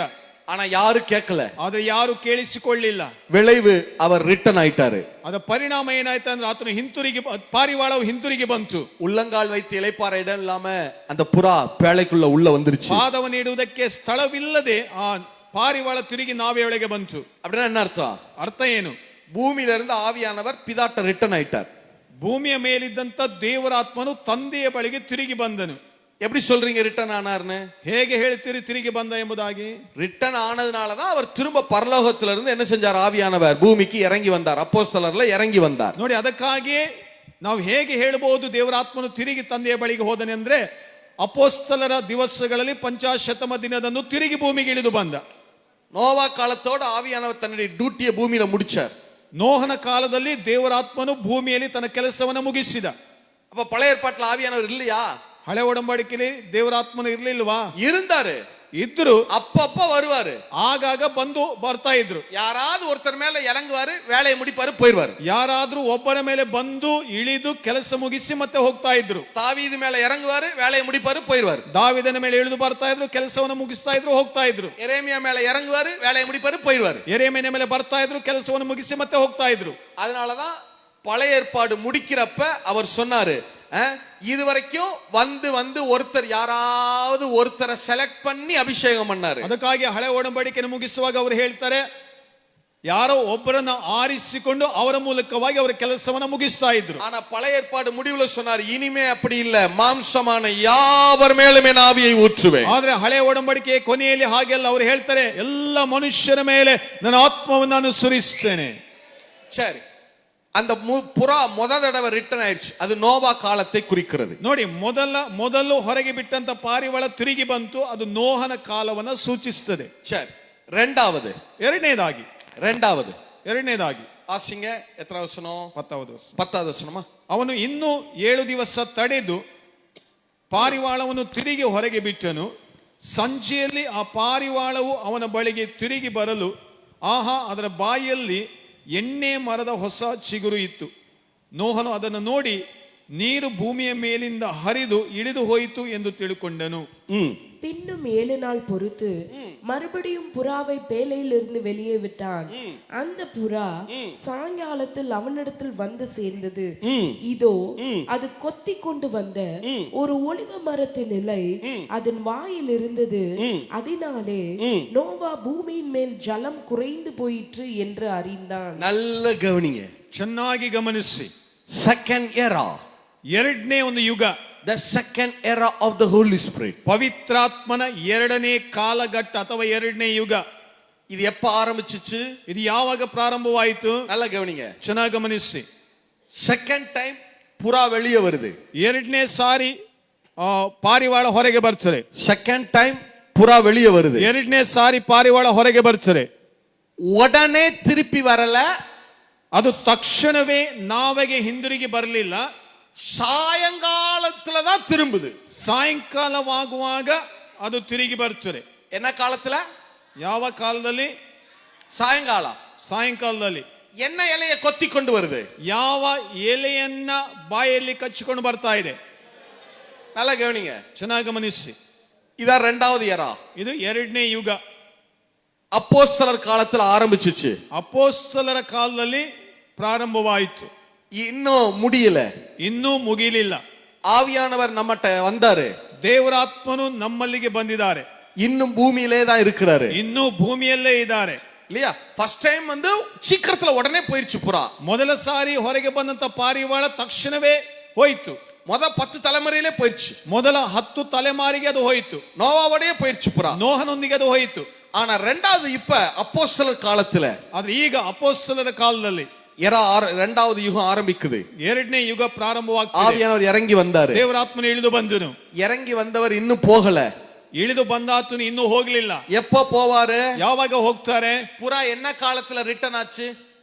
ಆ ಯಾವ ಕಾಲದಲ್ಲಿ ಹಿಂದಿರುಗಿ ಬಂತು? எப்ப ரிட்டர்ன் ஆச்சு? ಯಾವಾಗ ತಿರುಗಿ ಬಂತು ಪಾರಿವಾಳ? சாயங்காலம் என்ன காலத்தின் முடிவு? ಸಾಯಂಕಾಲ ಯಾವ ಕಾಲದ ಅಂತ್ಯ?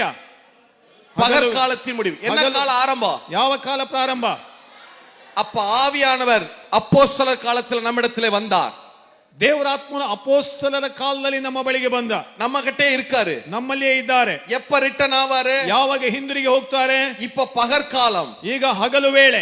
ஒருவரும் கிரியை செய்யக்கூடாத ராக்காலம் வருகிறது. ಯಾರು ಕೆಲಸ ಮಾಡಲಾಗದ ರಾತ್ರಿ ವೇಳೆ ಬರ್ತದೆ. பகற்காலம் கிருபையின் காலம் முடிகிற வரைக்கும் நம்மோட இருப்பாரு. ಹಗಲು ವೇಳೆ ಅಥವಾ ಕೃಪೆಯ ಕಾಲ ಮುಗಿಯುವವರೆಗೆ ದೇವರಾತ್ಮನು ನಮ್ಮೊಟ್ಟಿಗೆ ಇರ್ತಾನೆ. ராக்காலம் அந்தி கிறிஸ்துவின் காலம் ஆரம்பிக்கிறப்ப ஆவியானவர் ரிட்டர்ன் ஆவாரு. ರಾತ್ರಿ ವೇಳೆ ಅಥವಾ ಕ್ರಿಸ್ತ ವಿರೋಧಿಯ ಕಾಲ ಪ್ರಾರಂಭವಾಗುವ ಸಮಯದಲ್ಲಿ ದೇವರಾತ್ಮನು ಹಿಂದಿರುಗಿ ಹೋಗ್ತಾನೆ. ರಿಟರ್ನ್ ಆಗಿರಪ್ಪ ಸುಮ್ಮಾ போகல, அந்த புறா ஒலிவ இலையை கொத்தி கொண்டு போச்சு. ಹಿಂದಿರುಗಿ ಹೋಗುವಾಗ ದೇವರಾತ್ಮನ ಅಥವಾ ಪಾರಿವಾಳವು ಸುಮ್ಮನೆ ಹೋಗಲಿಲ್ಲ. ஒலிவ ಎಲೆಯನ್ನು ತನ್ನ ಬಾಯಲ್ಲಿ ಕಚ್ಚಿಕೊಂಡು சபையை எடுத்துக்கொண்டு போய் மத்திய வானத்திலே வருகிற இயேசுவினிடத்திலே கொடுப்பான். ಅದರ ಅರ್ಥ ಏನು ಗೊತ್ತಾ? ಸಭೆಯನ್ನ ಪವಿತ್ರಾತ್ಮನು ತೆಗೆದುಕೊಂಡು ಹೋಗಿ ಮಧ್ಯ ಆಕಾಶದಲ್ಲಿ ಬರುವ ಯೇಸುವಿಗೆ ಆತನು ಅದನ್ನು ಒಪ್ಪಿಸ್ತಾನೆ. எத்தனை பேர் ஆமென் சொல்ல முடியும்? ಎಷ್ಟು ಜನ ಆಮೆನ್ ಹೇಳ್ತೀರಿ? எத்தனை பேர் ஆமென் சொல்ல முடியும்? ಎಷ್ಟು ಜನ ಆಮೆನ್ ಹೇಳ್ತೀರಿ? சரி, இதுதான் இரண்டாவது யுகம். நம்ம இருக்கிறது இந்த இரண்டாவது யுகத்துல தான் இருக்கோம். இப்ப ಇದೇ ನಾವಿರುವಂತ ಎರಡನೇ ಕಾಲಘಟ್ಟ ಅಥವಾ ಎರಡನೇ ಯುಗ. சரியா? இதுக்கு பின்னாடி வருவோம், திருப்பி வருவோம் இந்த யுகத்துக்கு. ಮತ್ತೆ ಈ ಯುಗಕ್ಕೆ ನಾವು ತಿರುಗಿ ಬರುವ. அடுத்து மூணாவதாகி புறாவை வெளியே விடுறார். ಮತ್ತೆ ಪಾರಿವಾಳವನ್ನು ಹೊರಗೆ ಬಿಡ್ತಾರೆ. ಮತ್ತೆ 7 ದಿವಸದ ಮೇಲೆ 12 ಮತ್ತೆ 7 ದಿವಸದ ಮೇಲೆ ಪಾರಿವಾಳವನ್ನು ಬಿಡಲು ಅದು ಅವನ ಬಳಿಗೆ ತಿರುಗಿ ಬರಲೇ ಇಲ್ಲ. 601ನೇ ವರ್ಷದ ಮೊದಲನೇ ತಿಂಗಳಿನ ಮೊದಲನೇ ದಿನದಲ್ಲಿ ಭೂಮಿಯ ಮೇಲಿದ್ದ ನೀರು ಇಳಿದಿತ್ತು. ನೋಹನು ನಾವೆಯ ಗವಸಣಿಗೆಯನ್ನು ತೆಗೆದು ನೋಡಲಾಗಿ ಆಹಾ, ಭೂಮಿಯು ಆರಿ ಹೋಗಿತ್ತು. பின்னும் 7 நாள் பொறுத்து அவன் புறாவை வெளியே விட்டான். அது அவனிடத்திற்கு திரும்பி வரவில்லை. அவனுக்கு 601 வயதாகும் வருஷத்தில் முதல் மாதம் முதல் தேதியிலே பூமியின் மேல் இருந்த ஜலம் வற்றி போயிற்று. நோவா பேழையின் மேல் தட்டை எடுத்து பார்த்தான், பூமியின் மேல் ஜலம் இல்லாதிருந்தது. இது ஆவியானவருடைய மூன்றாவது யுகம், the third era of the Holy Spirit. ಇದು ಪವಿತ್ರಾತ್ಮನ ಮೂರನೇ ಯುಗ. மூணாவது தடவை புறாவை வெளியே விடுறாரு. ಮೂರನೇ ಸಾರಿ ಪಾರಿವಾಳವನ್ನು ಹೊರಗೆ ಬಿಡ್ತಾನೆ. அது பேழைக்கு உள்ள வரல, பூமியிலேயே தங்கிருச்சு. ಅದು ನಾವೆಯ ಒಳಗೆ ಬರಲಿಲ್ಲ, ಅದು ಭೂಮಿಯಲ್ಲೇ ಇತ್ತು. அப்படின்னா என்ன அர்த்தம்? ಅದರ ಅರ್ಥ ಏನು? பூமியிலே ஸ்டே பண்ணுது. ಅದು ಭೂಮಿಯಲ್ಲೇ ವಾಸ ಮಾಡಿತ್ತು. அப்படின்னா என்ன அர்த்தம்? ಅರ್ಥ ಏನು? இது ஆவியானுடைய மூன்றாவது யுகம். ಇದು ದೇವರಾತ್ಮನ ಮೂರನೇ ಯುಗ. இது 1000 வருட அரசாட்சியை குறிக்கிறது. ಇದು ಯೇಸು ಕ್ರಿಸ್ತನ 1000 ವರ್ಷಗಳ ಆಳ್ವಿಕೆಯನ್ನು ಸೂಚಿಸುತ್ತದೆ. எல்லாரும் என்ன நினைக்கிறாங்கன்னா, ಎಲ್ಲರೂ ಏನು ಯೋಚಿಸ್ತಾರಂದ್ರೆ, ஆவியானவர் 1000 வருட அரசாட்சிக்கு இயேசு மட்டும்தான் பூமிக்கு வருவார் நினைக்கிறாங்க. அப்படி கிடையாது. இயேசு 1000 வருட அரசாட்சிக்கு ಯೇಸು ಮಟ್ಟು ವರಮಾಟಾರು, ಆವಿಯಾನವರು ಸೇರ್ந்துதான் ಇರಂಗಿ வரப்போகிறார். ನೋಡಿ, ಅನೇಕರು ಏನು ಅಂದ್ಕೊಳ್ತಾರೆ ಅಂದ್ರೆ 1000 ವರ್ಷಗಳ ಆಳ್ವಿಕೆಯಲ್ಲಿ ಯೇಸು ಮಾತ್ರ ಬರ್ತಾರೆ ಎಂಬುದಾಗಿ. ಹಾಗೆ ಅಲ್ಲ. 1000 ವರ್ಷ ಆಳ್ವಿಕೆಯಲ್ಲಿ ಯೇಸುವಿನೊಂದಿಗೆ ಪವಿತ್ರಾತ್ಮನು ಭೂಮಿಯ ಮೇಲೆ ಬರ್ತಾರೆ. ಯೆಶಾಯ ಪುಸ್ತಕ, ಯೆಶಾಯನ ಪ್ರವಾದನೆ ಪುಸ್ತಕ 11 1-7 வரைக்கும். ಯೆಶಾಯನ ಪ್ರವಾದನೆ ಪುಸ್ತಕ 11ನೇ ಅಧ್ಯಾಯ 1-7 1-7.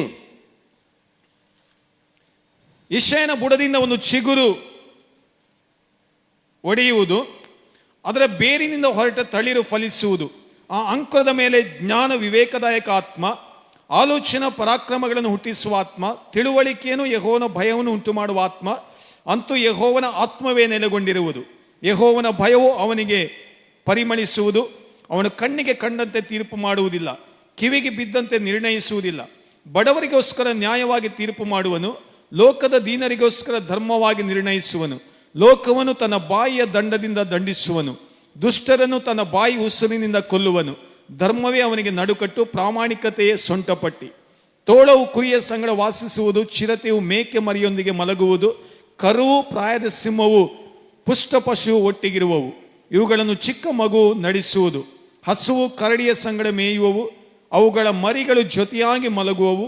ಸಿಂಹವು ಎತ್ತಿನಂತೆ ಹುಲ್ಲು ತಿನ್ನುವುದು. போதும். ஈசா என்னும் அடிமரத்திலிருந்து ஒரு துளிர் தோன்றி அவன் வேர்களிலிருந்து ஒரு கிளை எழும்பி செழிக்கும். ஞானத்தையும் உணர்வையும் அருளும் ஆவியும். நல்லா கவனிங்க, இரண்டாவது வசனம் சொல்லுது ஞானத்தையும் ಆವಿಯಾನೋட 7 ಅಟ್ರಿಬ್ಯೂಟ್ அங்க சொல்லப்படுது பாருங்க. ಅಲ್ಲಿ ಎರಡನೇ ವಾಕ್ಯವನ್ನು ಗಮನಿಸಿ, ದೇವರ ಆತ್ಮನ 7 ಗುಣಾತಿಶಯಗಳನ್ನು ಕೂಡ ಅಲ್ಲಿ ಹೇಳಲ್ಪಟ್ಟಿದೆ. ஒரே ஆவியானவர், ಒಬ್ಬನೇ ಆತ್ಮನಾದವನು 7 வகையாய் தன் செயல்களை வெளிப்படுத்துகிறார். 7 ವಿಧವಾಗಿ ತನ್ನ ಕಾರ್ಯಗಳನ್ನು ಮಾಡ್ತಾನೆ. ஒன்னு ஞானத்தின் ஆவியானவர், ಒಂದು ಜ್ಞಾನದ ಆತ್ಮನಾದವನು. அடுத்து உணர்வின் ஆவியானவர், ಎರಡನೇದಾಗಿ ವಿವೇಕದ ಆತ್ಮನಾದವನು. அடுத்து ஆலோசனையும் council, the spirit of counsel, ஆலோசனையின் ஆவியானவர். ಆಲೋಚನೆಯ ಆತ್ಮನು. பலனையும் அருளும் ஆவியும். பலன், the spirit of strength, power, வல்லமையின் ஆவியானவர். ಪರಾಕ್ರಮದ ಆತ್ಮನು, ಬಲವುಳ್ಳ ಆತ್ಮನು. அடுத்து அறிவையும், அறிவின் ஆவியானவர், the spirit of knowledge. ತಿಳುವಳಿಕೆ ಆತ್ಮನು. கர்த்தருக்கு பயப்படுகிற பயத்தையும், கர்த்தருக்கு பயப்படுகிற பயத்தை அருளுகிற ஆவியானவர். ಯೆಹೋವನ ಭಯವನ್ನು ಉಂಟು ಮಾಡುವ ಆತ್ಮನು. the spirit of the fear of the God, ದೇವರ ಭಯದ ಆತ್ಮವನ್ನು ತಿಳಿಸುವವನು. கர்த்தருடைய ஆவியானவர். ஏழாவது அவர்தான் கர்த்தருடைய ஆவியானவர், the spirit of the Lord. ಆತನೇ ಕರ್ತನ ಆತ್ಮನಾದವನು. 7 ஆவியானோட 7 சுவாபங்கள் சொல்லப்படுகிறது. ಅಲ್ಲಿ ದೇವರ ಆತ್ಮನ 7 ಸ್ವಭಾವಗಳು ಹೇಳಲ್ಪಟ್ಟಿವೆ. சரி, அப்ப 1000 வருட அரசாட்சியை பேசுறப்ப முதல்ல அவர் என்ன சொல்றாரு? ஆவியானவர் அவர் மேலே தங்கி இருப்பார். ಹಾಗಾಗಿ 1000 ವರ್ಷದ ಆಳ್ವಿಕೆ ಬಗ್ಗೆ ಹೇಳುವಾಗ ಅವನು ಏನು ಹೇಳ್ತಾನೆ ಅಂದ್ರೆ, ದೇವರ ಆತ್ಮನು ಅವನ ಮೇಲೆ, ಆತನ ಮೇಲೆ ನೆಲೆಗೊಂಡಿರ್ತಾನೆ. இயேசுவின் மேல ஆவியானவர் இருக்கிறதுனால தான் அவரால் 1000 வருட அரசாட்சியை பண்ண முடியும். ಯೇಸುವಿನ ಮೇಲೆ ದೇವರ ಆತ್ಮನು ಇರುವುದರಿಂದಲೇ ಯೇಸು 1000 ವರ್ಷ ಆಳ್ವಿಕೆ ಮಾಡಲಿಕ್ಕೆ ಸಾಧ್ಯವಾಗ್ತದೆ. ஆவியானவர் தன்னுடைய 7 செயல்பாடுகளையும் இயேசுவின் மேலே வெளிப்படுத்துகிறதுனாலதான் அவராலே 1000 வருட அரசாட்சியை செய்ய முடிகிறது. ದೇವರ ಆತ್ಮನ 7 ಕಾರ್ಯಗಳು ಯೇಸುವಿನಲ್ಲಿ ಪ್ರಕಟವಾಗುವುದರಿಂದಾಗಿ ಯೇಸುವಿಗೆ 1000 ವರ್ಷ ಆಳ್ವಿಕೆ ಮಾಡಲಿಕ್ಕೆ ಸಾಧ್ಯವಾಗ್ತದೆ. அப்ப துன்மார்க்கர் இருப்பதில்லை, ಆ ಸಮಯದಲ್ಲಿ ದುಷ್ಟರು ಇರುವುದಿಲ್ಲ, துஷ்டர் இருப்பதில்லை, ದುರ್ಮಾರ್ಗಿಗಳು ದುಷ್ಟರು ಇರುವುದಿಲ್ಲ. சிங்கமோ ஆட்டுக்குட்டியும் ஒன்னா படுத்து கிடக்குது, ಸಿಂಹವು ಕುರಿಯು ಒಟ್ಟಾಗಿ ಮಲಗಿರ್ತಾರೆ. இதை எப்படி செய்ய முடியுது? ಇದು ಹೇಗೆ ಮಾಡುವುದಕ್ಕೆ ಸಾಧ್ಯ? ஆவியானவர் அவர் மேல இருக்கிறதுனால, ದೇವರ ಆತ್ಮನು ಆತನ ಮೇಲೆ ಇರುವುದರಿಂದ.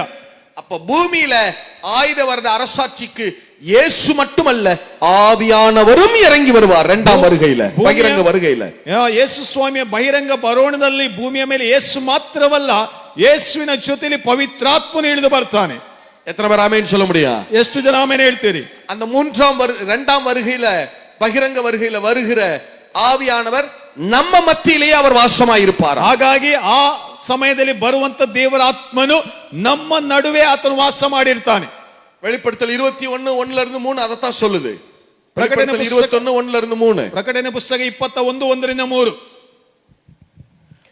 பின்பு நான் புதிய வானத்தையும் புதிய பூமியும் கண்டேன். முந்தின வானமும் முந்தின பூமியும் ஒளிந்து போயின, சமுத்திரமும் இல்லாமற் போயிற்று.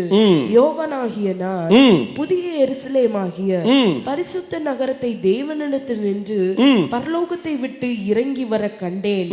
அது தன் புருஷனுக்காக அலங்கரிக்கப்பட்ட மணவாட்டியை போல ஆயத்தமாக்கப்பட்டிருந்தது. மேலும் பரலோகத்திலிருந்து உண்டான ஒரு ஒரு பெரும் சத்தத்தை கேட்டேன். அது இதோ மனுஷரிடத்திலே தேவனுடைய வாசஸ்தலம் இருக்கிறது, அவர்களிடத்திலே அவர் வாசமாயிருப்பார், அவர்களிடத்திலே அவர் வாசமாயிருப்பார், அவர்களும் அவர்களுடைய ஜனங்களாயிருப்பார்கள். தேவன் தாமே அவர்களுடனே கூட இருந்து அவர்களுடைய தேவனாயிருப்பார். ತರುವಾಯ ನೂತನ ಆಕಾಶ ಮಂಡಲವನ್ನು ನೂತನ ಭೂಮಂಡಲವನ್ನು ಕಂಡೆನು. ಮೊದಲಿದ್ದ ಆಕಾಶ ಮಂಡಲವು ಮೊದಲಿದ್ದ ಭೂಮಂಡಲವು ಇಲ್ಲದೆ ಹೋದವು, ಇನ್ನು ಸಮುದ್ರವೂ ಇಲ್ಲ. ಇದಲ್ಲದೆ ಪರಿಶುದ್ಧ ಪಟ್ಟಣವಾದ ಹೊಸ ಯೆರೂಸಲೇಮ್ ಪರಲೋಕದಿಂದ ದೇವರ ಬಳಿಯಿಂದ ಇಳಿದು ಬರುವುದನ್ನು ಕಂಡೆನು. ಅದು ತನ್ನ ಗಂಡನಿಗೋಸ್ಕರ ಅಲಂಕೃತಳಾದ ಮೊದಲ ಗಿತ್ತಿಯಂತೆ ಶೃಂಗರಿಸಲ್ಪಟ್ಟಿತು. ಇದಲ್ಲದೆ ಸಿಂಹಾಸನದೊಳಗಿಂದ ಬಂದ ಮಹಾ ಶಬ್ದವು ನನಗೆ ಕೇಳಿಸಿತು. ಅದು, ಇಗೋ ದೇವರ ನಿವಾಸವು ಮನುಷ್ಯರಲ್ಲಿ ಅದೇ, ಆತನು ಅವರೊಡನೆ ವಾಸ ಮಾಡುವನು, ಅವರು ಆತನಿಗೆ ಪ್ರಜೆಗಳಾಗಿರುವರು, ದೇವರು ತಾನೇ ಅವರ ಸಂಗಡ ಇರುವನು. அப்ப ஆவியானவர் இறங்கி வந்து நமக்குள்ளே நம்முடனே வாசமாயிருப்பார். ದೇವರ ಆತ್ಮನು ಇಳಿದು ಬಂದು ನಮ್ಮೊಳಗೆ ನಮ್ಮ ನಡುವೆ ವಾಸ ಮಾಡ್ತಾನೆ. ஒரே ஒரு ஸ்டேட்மெண்ட் சொல்லி முடிக்க போறேன். ಒಂದೇ ಒಂದು ಮಾತನ್ನು ಹೇಳಿ ಮುಗಿಸ್ತೇನೆ. நல்லா கவனிங்க, ಚೆನ್ನಾಗಿ ಗಮನಿಸಿ. 7 வசனம், 7 ವಾಕ್ಯ. ஆதியாகமம் 8வது அதிகாரம் 7ல இருந்து 13. ಆದಿಕಾಂಡ 8ನೇ ಅಧ್ಯಾಯ 7ನೇ ವಾಕ್ಯದಿಂದ 13ನೇ ವಾಕ್ಯ. அதான் இப்ப நம்ம ஸ்டடி பண்ணோம். ಅದನ್ನೇ ನಾವೀಗ ಧ್ಯಾನಿಸಿದ್ದು. 7வது வசனம் 8 9 7 8 9 10 11 12 13, only 7 verses. 7 8 9 10 11 12 13 7 ವಾಕ್ಯಗಳು ಮಾತ್ರ. 7 வசனங்கள்ல வேதத்தினுடைய 7000 வருட சரித்திரத்தை எழுதி வைத்திருக்கிறார். ಆ ಒಂದು 7 ವಾಕ್ಯಗಳಲ್ಲಿ ಸತ್ಯವೇದದ 7,000 ವರ್ಷಗಳ ಚರಿತ್ರೆ ಕೂಡ ಅಲ್ಲಿ ಬರೆಯಲ್ಪಟ್ಟಿದೆ. 7 வசனத்துல 7000 வருஷத்துல நடக்க போகிறவைகளை எழுதிவிட்டார். 7 ವಾಕ್ಯಗಳಲ್ಲಿ 7,000 ವರ್ಷಗಳಲ್ಲಿ ನಡೆಯಬೇಕಾಗಿರುವಂತ ಇಡೀ ಸಂಗತಿಯನ್ನ ಬರೆದಿಟ್ಟಿದ್ದಾನೆ. ஆதியாகமத்துல இருந்து வெளிப்படுத்தல் வரைக்கும் எழுதி இருக்கார். ಆದಿ ಕಾಂಡದಿಂದ ಪ್ರಕಟಣೆ ಪುಸ್ತಕದವರೆಗೂ ಇರುವಂತ ಎಲ್ಲವನ್ನ ಆ 7 ವಾಕ್ಯಗಳಲ್ಲಿ ಬರೆದಿಟ್ಟಿದ್ದಾನೆ. எத்தனை பேர் ஆமென் சொல்ல முடியும்? ಎಷ್ಟು ಜನ ಆಮೆನ್ ಹೇಳ್ತೀರಿ? இப்ப கவனிங்க, ಈಗ ಗಮನಿಸಿ. ஒண்ணே ஒண்ணுதான் இப்ப சொல்ல போறேன். ಒಂದೇ ಒಂದನ್ನು ನಾನು ಹೇಳ್ತೇನೆ. முதல்ல புறாவை விட்டப்ப பூமி எங்கும் ஜலம் பெருகி இருந்தது. ಮೊದಲ ಸಾರಿ ஜலம் ஜலம் ஜலம் மூணு இதுலயும் ஜலம் பார்க்கணும். ಮೊದಲನೇ ಸಾರಿ ಪಾರಿವಾಳವನ್ನು ಬಿಟ್ಟಾಗ ಭೂಮಿಯಲ್ಲೆಲ್ಲ ನೀರು ಪ್ರಬಲವಾಗಿತ್ತು. 9வது வசனத்துல பாருங்களேன், 9ನೇ ವಾಕ್ಯವನ್ನು ಗಮನಿಸಿ. ஃபர்ஸ்ட் புறா வெளியே வர்றப்ப என்ன நடக்குது? ಮೊದಲನೇ ಸಾರಿ ಪಾರಿವಾಳ ಹೊರಗೆ ಬರುವಾಗ ಏನ್ ನಡೀತಾ ಇದೆ? 8வது வசனம். பூமியின் மேல் ஜலம் குறைந்து போயிற்றோ என்று அறியும்படி ஒரு புறாவை தன்னிடத்திலிருந்து வெளியே விட்டான். பூமி மீதெங்கும் ஜலம் இருந்தபடியா. போதும். ಭೂಮಿಯ 8வது ಹೀಗಾಗಿ ನೀರು ಇಳಿಯಿತೋ ಇಲ್ಲವೋ ಎಂದು ತಿಳುಕೊಳ್ಳುವುದಕ್ಕೆ ನೋಹನು ಪಾರಿವಾಳವನ್ನು ಹೊರಕ್ಕೆ ಬಿಟ್ಟನು. ನೀರು ಭೂಮಿಯ ಮೇಲೆಲ್ಲ ಇರುವುದರಿಂದ. அப்ப முதல் யுகம் நோவா காலம், ಮೊದಲನೇ ಯುಗ ನೋಹನ ಕಾಲ. ஜலம் பெருகி இருந்துச்சு. ನೀರು ಪ್ರಬಲವಾಗಿತ್ತು. அப்படின்னா என்ன அர்த்தம்? ಅರ್ಥ ಏನು? யாரு பெருகி இருந்தாங்க? ಯಾರು ಪ್ರಬಲವಾಗಿದ್ರು? ದುಷ್ಟರು. அதை விட்டுறலாம், ಅದನ್ನು ಬಿಟ್ಬಿಡುವ. அடுத்து ನಂತರ 11வது வசனம் 11ನೇ ವಾಕ್ಯ. அந்த புறா சாயங்காலத்தில் அவனிடத்தில் வந்து சேர்ந்தது. இதோ அது கொத்தி கொண்டு வந்த ஒரு ஒலிவ மரத்தின் இலை அதன் வாயில் இருந்தது. அதனாலே நோவா பூமியின் மேல் ஜலம் குறைந்து போயிற்று என்று அறிந்தான். ಸಂಜೆಯಲ್ಲಿ ಪಾರಿವಾಳವು ಅವನ ಬಳಿಗೆ ತಿರುಗಿ ಬರಲು ಆಹಾ, ಅದರ ಬಾಯಲ್ಲಿ ಎಣ್ಣೆ ಮರದ ಹೊಸ ಚಿಗುರು ಇತ್ತು. ನೋಹನು ಅದನ್ನು ನೋಡಿ ನೀರು ಭೂಮಿಯ ಮೇಲಿಂದ ಹರಿದು ಇಳಿದು ಹೋಯಿತು ಎಂದು ತಿಳ್ಕೊಂಡನು. 2வது யுகத்துல ஒளிவேலையை தூக்கிட்டு போறப்ப ஜலம் என்ன செய்து போயிற்றா? குறைந்து போயிற்று. சொல்லுங்க, ஜலம் என்ன செய்து போயிற்று? 2ನೇ ಸಾರಿ ಪಾರಿವಾಳ ಹೊರಗೆ ಹೋಗುವಾಗ ಒಲಿವ ಗಿಡವನ್ನು ತರುವಾಗ ನೀರು ಏನಾಗಿತ್ತಂತೆ? ಕಡಿಮೆಯಾಗಿತ್ತು. அடுத்து 3ನೇದಾಗಿ 1000 வருட அரசாட்சியில 1000 ವರ್ಷಗಳ ಆಳ್ವಿಕೆ. 13வது வசனம் 13ನೇ ವಾಕ್ಯ. அவனுக்கு 601 வயதாகும் வருஷத்தில் 1ஆம் மாதம் 1ஆம் தேதியிலே பூமியின் மேல் இருந்த ஜலம் வற்றி போயிற்று. போதும். 601ನೇ ವರ್ಷದ 1ನೇ ತಿಂಗಳಿನ 1ನೇ ದಿವಸದಲ್ಲಿ ಭೂಮಿಯ ಮೇಲಿದ್ದ ನೀರು ಇಳಿದಿತ್ತು. ತಮಿಳು ಬೈಬಲ್ ಹೇಳ್ತಾರೆ ನೀರು ಕಾಣದೆ ಹೋಗಿತ್ತು, ಒಣಗಿ ಹೋಗಿತ್ತು ಎಂಬುದಾಗಿ. நோவா பேழையின் மேல் தட்டை எடுத்து பார்த்தான், பூமியின் மேல் ஜலம் இல்லாதிருந்தது. ನೋಹನು ನಾವೆಯ ಗವಸಣಿಕೆಯನ್ನು ತೆಗೆದು ನೋಡಲಾಗಿ ಆಹಾ, ಭೂಮಿಯು ಆರಿ ಹೋಗಿತ್ತು. ಅಂದ್ರೆ ನೀರು ಇಲ್ಲದೆ ಹೋಗಿತ್ತು, ஜலம் இல்லாம போச்சு. ಅಲ್ಲಿ ನೀರು ಇಲ್ಲದೆ ಹೋಗಿತ್ತು. 1000 வருட அரசாட்சி தேர்ட் இயரால ஜலம் இல்ல அப்படின்னா என்ன அர்த்தம்? யாரும் இல்லைன்னு அர்த்தம். ಮೂರನೇ ಯುಗದಲ್ಲಿ ನೀರು ಇಲ್ಲ, ಅದರ ಅರ್ಥ ಏನು? ದುಷ್ಟರು ಇಲ್ಲ. சரி, இப்ப கவனிங்க. ಈಗ ಗಮನಿಸಿ, ஃபர்ஸ்ட் இயராவை விட்டுருங்க, ಮೊದಲ ಯುಗವನ್ನು ಬಿಟ್ಬಿಡಿ, தேர்டையும் விட்டுருங்க, ಮೂರನೇ ಯುಗವನ್ನು ಬಿಟ್ಬಿಡಿ. நம்ம இருக்கிறது செகண்ட் இயரா. ನಾವಿರುವಂತದ್ದು ಎರಡನೇ ಯುಗ. இந்த இயரால புறா ரிட்டர்ன் ஆகுறப்ப ஒலிவ இலையை தூக்கிட்டு போறப்ப ஜலம் எப்படி இருந்துச்சு? ಈಗ ಎರಡನೇ ಯುಗದಲ್ಲಿ ಹೊರಗೆ ಬಿಟ್ಟಂತ ಪಾರಿವಾಳ ಎಣ್ಣೆ ಮರದ ಸಸ್ಯನ್ನ ತೆಗೆದುಕೊಂಡು ಹೋಗುವಾಗ ನೀರು ಹೇಗಿತ್ತು? ಕಡಿಮೆಯಾಗಿತ್ತು. சொல்லுங்க, ಹೇಳಿ, சத்தமா சொல்லுங்க, ಶಬ್ದವಾಗಿ ಹೇಳಿ. பைபிள்ல என்ன போட்டிருக்கு? பைபிள்ல என்ன போட்டிருக்கு? பைபிள்ல என்ன போட்டிருக்கு? குறைந்து போயிற்று, ಹರಿದು ಇಳಿದು ಹೋಯಿತು, குறைந்து போயிற்று, ಕಡಿಮೆಯಾಗಿತ್ತು. அப்படித்தானே இருக்கு, குறைந்து போயிற்று. கர்நாடக- அப்ப சபை எடுக்கிறதுக்கு முன்னாடி துன்மார்க்கர் நிறைய இருப்பாங்களா குறையா இருப்பாங்களா? ಈಗ ಸಭೆ ಎತ್ತಲ್ಪಡುವಾಗ ದುಷ್ಟರು ಹೆಚ್ಚಾಗಿರ್ತಾರ, ಕಡಿಮೆಯಾಗಿರ್ತಾರ? யோசிச்சு பதில் சொல்லுங்க. ಯೋಚನೆ ಮಾಡಿ ಉತ್ತರ ಕೊಡಬೇಕು. ஒலிவ இலைய புறா எடுக்கிறப்ப துன்மார்க்கர் நிறைய இருக்கணுமா குறைவா இருக்கணுமா? ಒಲಿವ ಎಲೆಯನ್ನ ಪಾರಿವಾಳ ಎತ್ತಿಕೊಂಡು ಬರುವಾಗ ದುಷ್ಟರು ಕಡಿಮೆ ಆಗಿರ್ಬೇಕಾ ಹೆಚ್ಚಾಗಿರ್ಬೇಕಾ? கடுமை. ஆனா இப்ப துன்மார்க்கர் கரண்ட்ல நடப்புக்கு சொல்லுங்க. ಆದ್ರೆ ಈಗಿನ ಸಮಯ ಅಂದ್ರೆ ಈ ವರ್ತಮಾನ ಕಾಲದಲ್ಲಿ துன்மார்க்கர் கூட இருக்கிறாங்களா குறைஞ்சிருக்காங்களா? ದುಷ್ಟರು ಹೆಚ್ಚಾಗಿದ್ದಾರಾ ಕಡಿಮೆ ಆಗಿದ್ದಾರಾ? நிறைய தானே இருக்காங்க. ಹೆಚ್ಚಾಗಿ ತಾನೇ ಇದ್ದಾರೆ. இப்ப ஜலம் குறையணும், ಈಗ ದುಷ್ಟ ನೀರು ಕಡಿಮೆ ಆಗ್ಬೇಕು, ஜலம் குறையணும், ನೀರು ಕಡಿಮೆ ಆಗ್ಬೇಕು, துன்மார்க்கர் குறையணும். ದುಷ್ಟರು ಕಡಿಮೆ ಆಗ್ಬೇಕು. கண்டிப்பா குறையுமா? ಖಂಡಿತವಾಗಿ ಕಡಿಮೆ ಆಗ್ತಾರ? கண்டிப்பா குறையும். ಖಂಡಿತ ಕಡಿಮೆ ಆಗ್ತದೆ. எப்படி தெரியுமா? ಹೇಗೆ ಗೊತ್ತಾ? ஜலம் குறையணும்னா என்ன செய்யணும் தெரியுமா? ನೋಡಿ, ನೀರು ಕಡಿಮೆ ಆಗ್ಬೇಕಾದ್ರೆ ಏನ್ ಮಾಡ್ಬೇಕು ಗೊತ್ತಾ? வீட்டுல பாத்திரம் வச்சிருக்கீங்க, அடுப்புல ಮನೆಯಲ್ಲಿ ಒಲೆಯ ಮೇಲೆ ಸ್ಟವ್ ಮೇಲೆ ಪಾತ್ರೆ ಇಟ್ಟಿದ್ದೀರಿ, தண்ணி இருக்கு, ನೀರಿದೆ. தண்ணி ட்ரை ஆகணும், வத்தணும்னா கீழே என்ன எரியணும்? ನೀರು ಆರಿ ಹೋಗ್ಬೇಕು ಅಂತ ಆದ್ರೆ ಕೆಳಗೆ ಏನು ಉರಿಬೇಕು? நெருப்பு எரியணுமா? ಬೆಂಕಿ ಉರಿಬೇಕಾ? அப்ப இந்த கடைசி நாட்கள்ல ஆவியானவர் ஒரு அக்கினி எழுப்புதலை பொழிய பண்ண போகிறார், துன்மார்க்கரை வற்ற பண்ண போகிறார். ಹಾಗಾಗಿ ಕೊನೆಯ ಕಾಲದ ಘಟ್ಟದಲ್ಲಿ ದೇವರ ಆತ್ಮನು ಒಂದು ಬೆಂಕಿಯ ರೂಪದ ಉಜ್ಜೀವನವನ್ನು ಕೊಂಡು ಬರ್ಲಿಕ್ಕಿದ್ದಾನೆ. ಅದರ ಮೂಲಕವಾಗಿ ನೀರು ಒಣಗಿ ಹೋಗ್ತಾರೆ ಅಥವಾ ದುಷ್ಟರು ಕಡಿಮೆ ಆಗ್ತಾರೆ. ஒரு பின்மாறி எழுப்புதல், ಒಂದು ಹಿಂಗಾರು ஒரு ಮಳೆ, அக்கினி மழை, ಒಂದು ಬೆಂಕಿಯ ಮಳೆ, ஆவியானவருடைய அக்கினி மழை ದೇವರಾತ್ಮನ ಬೆಂಕಿಯ ಮಳೆ பூமியின் மேல பொழியதான் போகுது.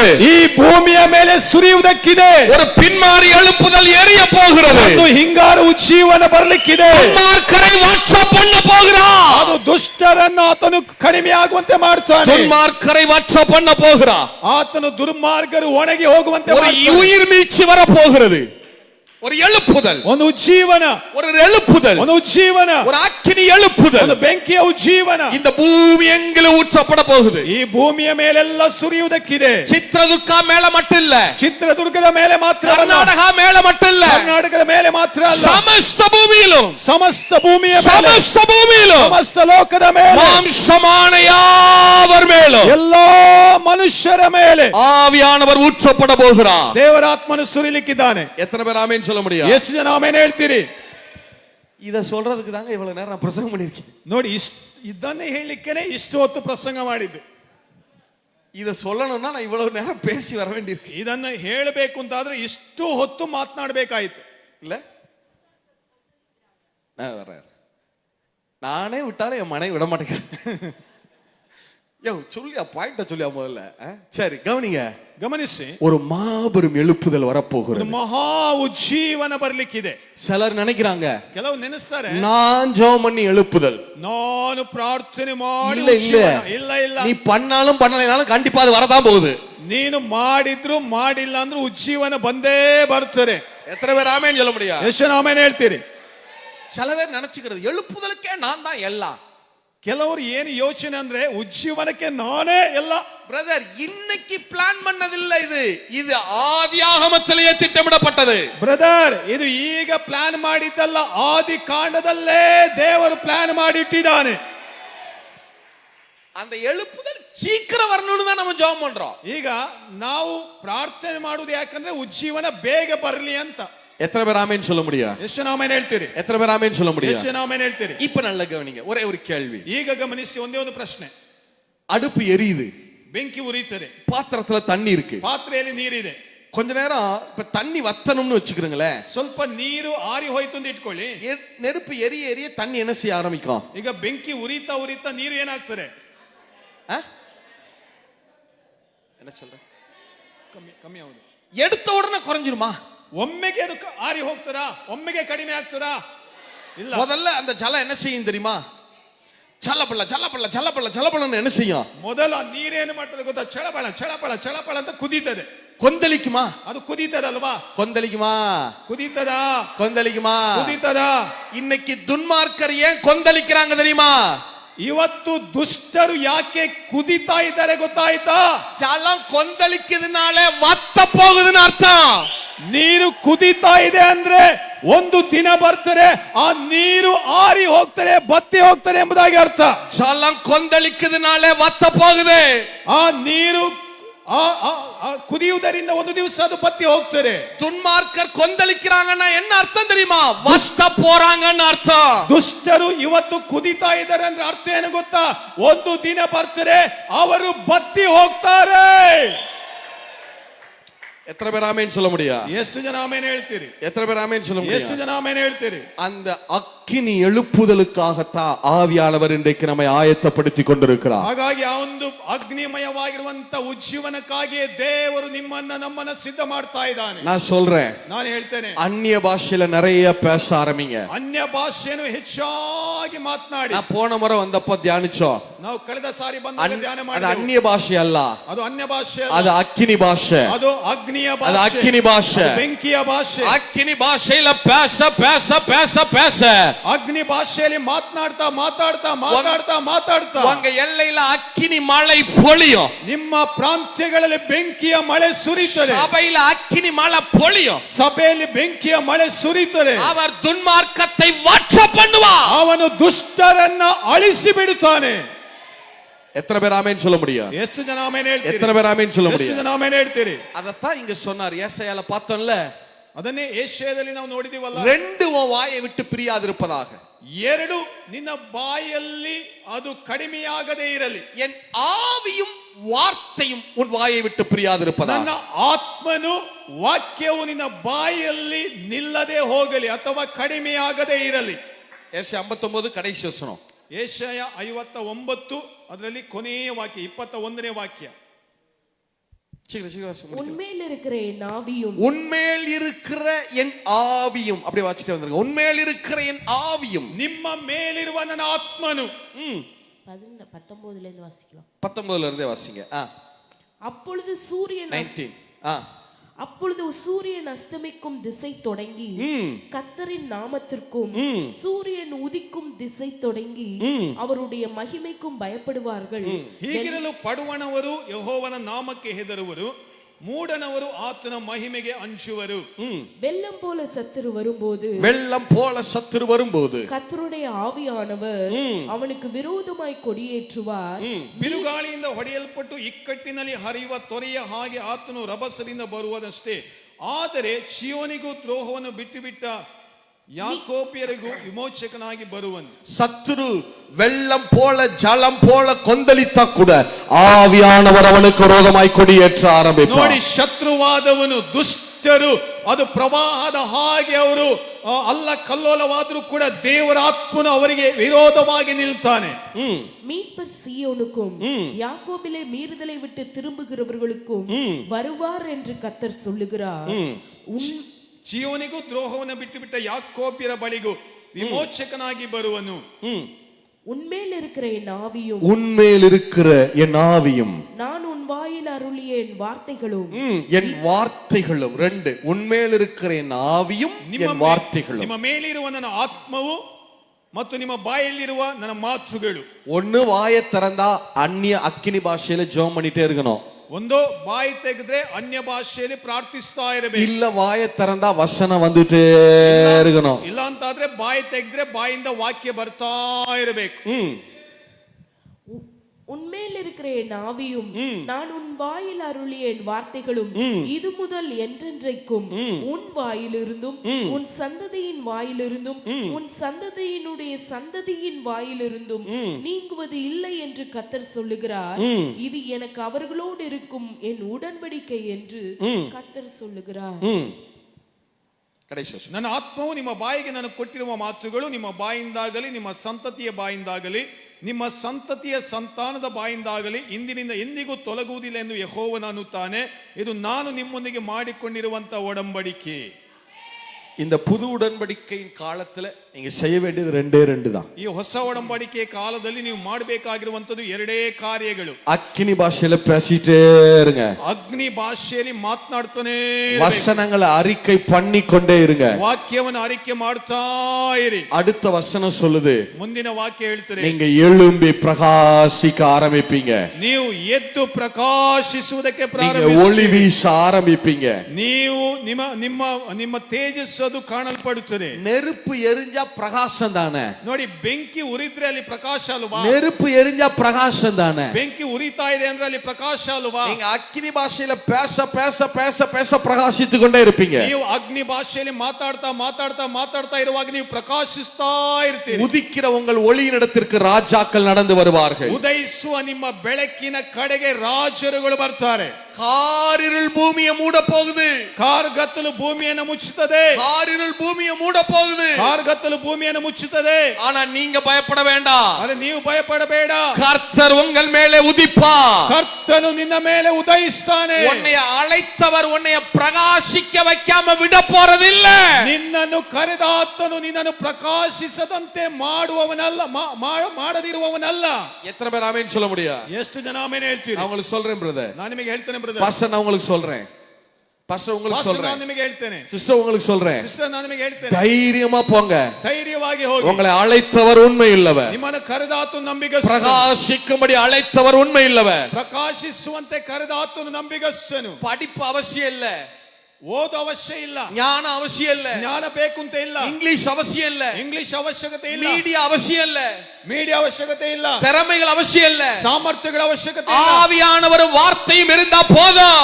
ದೇವರ ಆತ್ಮನು ದೇವರ ವಾಕ್ಯಗಳು ಇದ್ರೆ ಸಾಕು. உலகத்திலே வந்து எந்த மனுஷனையும் பிரகாசிப்பிக்கிற மையான ஒளி. ಲೋಕದಲ್ಲಿರುವಂತ ಯಾವುದೇ ಮನುಷ್ಯನನ್ನ ಪ್ರಕಾಶಿಸುವಂತೆ ಮಾಡುವ ಬೆಳಕು.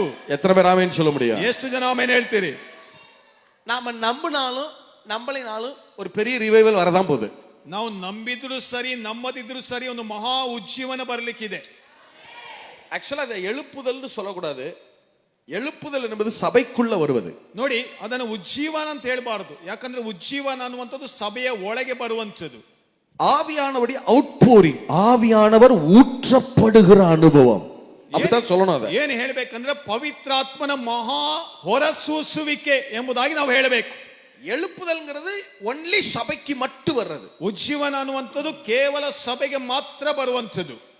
ஜீவன் பெற்றிருந்தவர்கள் மரித்த நிலைமைக்கு போயிட்டாங்க, அவங்கள திரும்ப ரிவைவ் பண்றதா எழுப்புதல். ಈಗ ಉಜ್ಜೀವನಗೊಂಡವರು ಸತ್ತಂತ ಸ್ಥಿತಿಗೆ ಹೋಗಿದ್ದಾರೆ, ಮತ್ತೆ ಅವರನ್ನ ಪುನರುಜ್ಜೀವನಗೊಳಿಸುವಂತದೇ ಉಜ್ಜೀವನ. ஆனா மாம்சமான எல்லார் மேலேயும் ஊற்றப்பட போகிறது. அது ஆவியானவருடைய அவுட்போரிங், ஆவியானவருடைய ஊற்றப்படுகிற அனுபவம். ಅದು ಆದ್ರೆ ಎಲ್ಲಾ ಮನುಷ್ಯರ ಮೇಲೆ ನನ್ನ ಆತ್ಮನನ್ನ ಸುರಿಸನೆ ಎಂಬುದಾಗಿ ಹೇಳಿರುವಂತದ್ದು ಅದು ಪವಿತ್ರಾತ್ಮನ ಸುರಿಸುವಿಕೆ. உங்க ஊர்ல, ನಿಮ್ಮ ಊರಲ್ಲಿ, உங்க கிராமத்துல, ನಿಮ್ಮ ಗ್ರಾಮದಲ್ಲಿ உங்களை எதிர்த்து சத்துருக்கள் கொந்தளிக்கலாம். ನಿಮ್ಮ ವಿರೋಧವಾಗಿ ಶತ್ರುಗಳು ಅವರು ಕುದೀತಾ ಇರಬಹುದು. விசுவாசத்துக்கு விரோதமான அமைப்புகள் உங்களுக்கு விரோதமா கொந்தளிக்கலாம். ವಿಶ್ವಾಸಿಗಳಿಗೆ ವಿರೋಧವಾಗಿರುವಂತ ಗುಂಪುಗಳು ಎದ್ದಿರಬಹುದು. ஆவியானவர் சொல்ற வார்த்தை இதுதான். ಆ ದೇವರಾತ್ಮನು ಹೇಳುವಂತ ಮಾತು நீ ಇದುವೇ. தைரியமா போ. ನೀನು ಧೈರ್ಯವಾಗಿ நீ ಹೋಗು. தைரியமா போ. ಧೈರ್ಯವಾಗಿ ಹೋಗು. நான் உன்னோட கூட இருந்து ನಾನು ನಿನ್ನ ಜೊತೆಯಲ್ಲಿದ್ದು செய்யும் காரியம் பயங்கரமா இருக்க போகிறது. ಮಾಡಲಿರುವ ಕಾರ್ಯಗಳು ಭಯಂಕರವಾದವುಗಳು. உன்னோட கூட இருக்கிற ஜனங்கள் யாவருடைய கண்களும் அதை பார்க்க போகிறது. ನಿನ್ನೊಂದಿಗಿರುವಂತ ಸಕಲ ಜನಾಂಗಗಳು ಅವರದನ್ನ ಕಣ್ಣಿನಿಂದ உன் ನೋಡುತ್ತಾರೆ. சபைக்கு விரோதமாய் கொந்தளிக்கிற ஜனங்களை நான் வாட்ச பண்ண போகிறேன். ನಿಮ್ಮ ಸಭೆಗೆ ವಿರೋಧವಾಗಿ ಅಲ್ಲಕಲ್ಲೋಲ ಮಾಡುವ ಜನರನ್ನ ನಾನು ಒಣಗಿ ಹೋಗುವಂತೆ ಮಾಡ್ತೇನೆ. எத்தனை பேர் ஆமென் சொல்ல முடியும்? ಎಷ್ಟು ಜನ ಆಮೆನ್ ಹೇಳ್ತೀರಿ? தேவை ரெண்டு தான். ಅಗತ್ಯವಾಗಿರುವಂತದ್ದು வசனத்தை பேசிக்கொண்டே இருங்க. ವಾಕ್ಯವನ್ನು ಮಾತಾಡ್ತಾ ಇರಿ. அக்கினி பாஷையில ஜெபித்துக்கொண்டே இருங்க. ಅಗ್ನಿ ಭಾಷೆಯಲ್ಲಿ ಅನ್ಯ ಭಾಷೆಯಲ್ಲಿ ಪ್ರಾರ್ಥನೆ ಮಾಡ್ತಾನೇ ಇರಿ. ஆவியானவர் உங்க எல்லைகள்ல துன்மார்க்கத்தை வற்ற பண்ண ஆரம்பிப்பார். ದೇವರ ಆತ್ಮನು ನಿಮ್ಮ ಪ್ರಾಂತ್ಯಗಳಲ್ಲಿರುವಂತ ದುಷ್ಟರನ್ನ ಒಣಗಿ ಹೋಗುವಂತೆ ಮಾಡ್ತಾನೆ. எழுந்து நிப்போமா, எழுந்து நிப்போம். ಎದ್ದು ನಿಂತ್ಕೊಳ್ಳುವನ, எதுவும் இல்ல. ಎಲ್ಲರೂ ಎದ್ದು ನಿಂತ್ಕೊಳ್ಳುವ. ஒரு நிமிஷம் மட்டும் நல்ல அந்நிய பாஷையில கண்களை மூடி, ಒಂದು ನಿಮಿಷ ಕಣ್ಣುಗಳನ್ನು ಮುಚ್ಚಿ, கண்களை மூடி ಕಣ್ಣುಗಳನ್ನು ಮುಚ್ಚಿ சபையாಗಿ மீண்டும் ஒரு அசைவு, ಮತ್ತೆ ಒಂದು ಚಲನೆ, ஒரு அசைவு, ಮತ್ತೊಮ್ಮೆ ಚಲನೆ. போயிடாதீங்க. ஒரே கடைசி நேரம், ಕೊನೆಯ ಕ್ಷಣ, கடைசி நேரம், ಕೊನೆಯ மீண்டும் ஒரு அசைவு, ಮತ್ತೊಮ್ಮೆ ಚಲನೆ. இன்னைக்கு அணைந்து போன அக்கினி எல்லாம் மீண்டும் இன்றைக்கு பற்ற வைக்கப்படுவதாக. ಇವತ್ತು ಆರಿ ಹೋಗಿರುವಂತಹ ಬೆಂಕಿಯೆಲ್ಲ ಮತ್ತೊಮ್ಮೆ ಅದು ಹೊತ್ತಿ ಉರಿಯಲಿ. தம்முடைய ஊழியரை காற்றுகளாகவும் அக்கினி ஜுவாலைகளாகவும் எரிய பண்ணுகிறவர், ತಮ್ಮ ಸೇವಕರನ್ನ ಗಾಳಿಯನ್ನಾಗಿಯೂ ಅಗ್ನಿ ಜ್ವಾಲೆಯನ್ನಾಗಿಯೂ ಮಾಡುವಂತವನು. நீங்க அக்கினி ஜுவாலையா எரிஞ்சா உங்க வீட்டுல, உங்க சபையில, உங்க பட்டணத்துல துன்மார்க்கம் வற்ற ஆரம்பிக்கும்.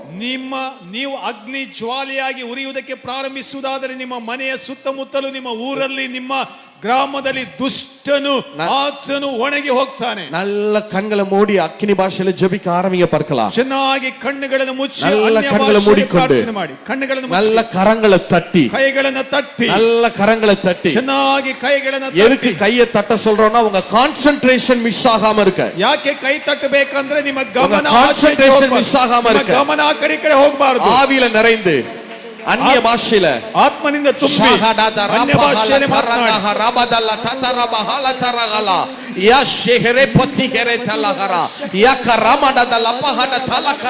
பேசுங்க பேசுங்க பேசுங்க, ಮಾತಾಡಿ ಮಾತಾಡಿ ಮಾತಾಡಿ பேசுங்க.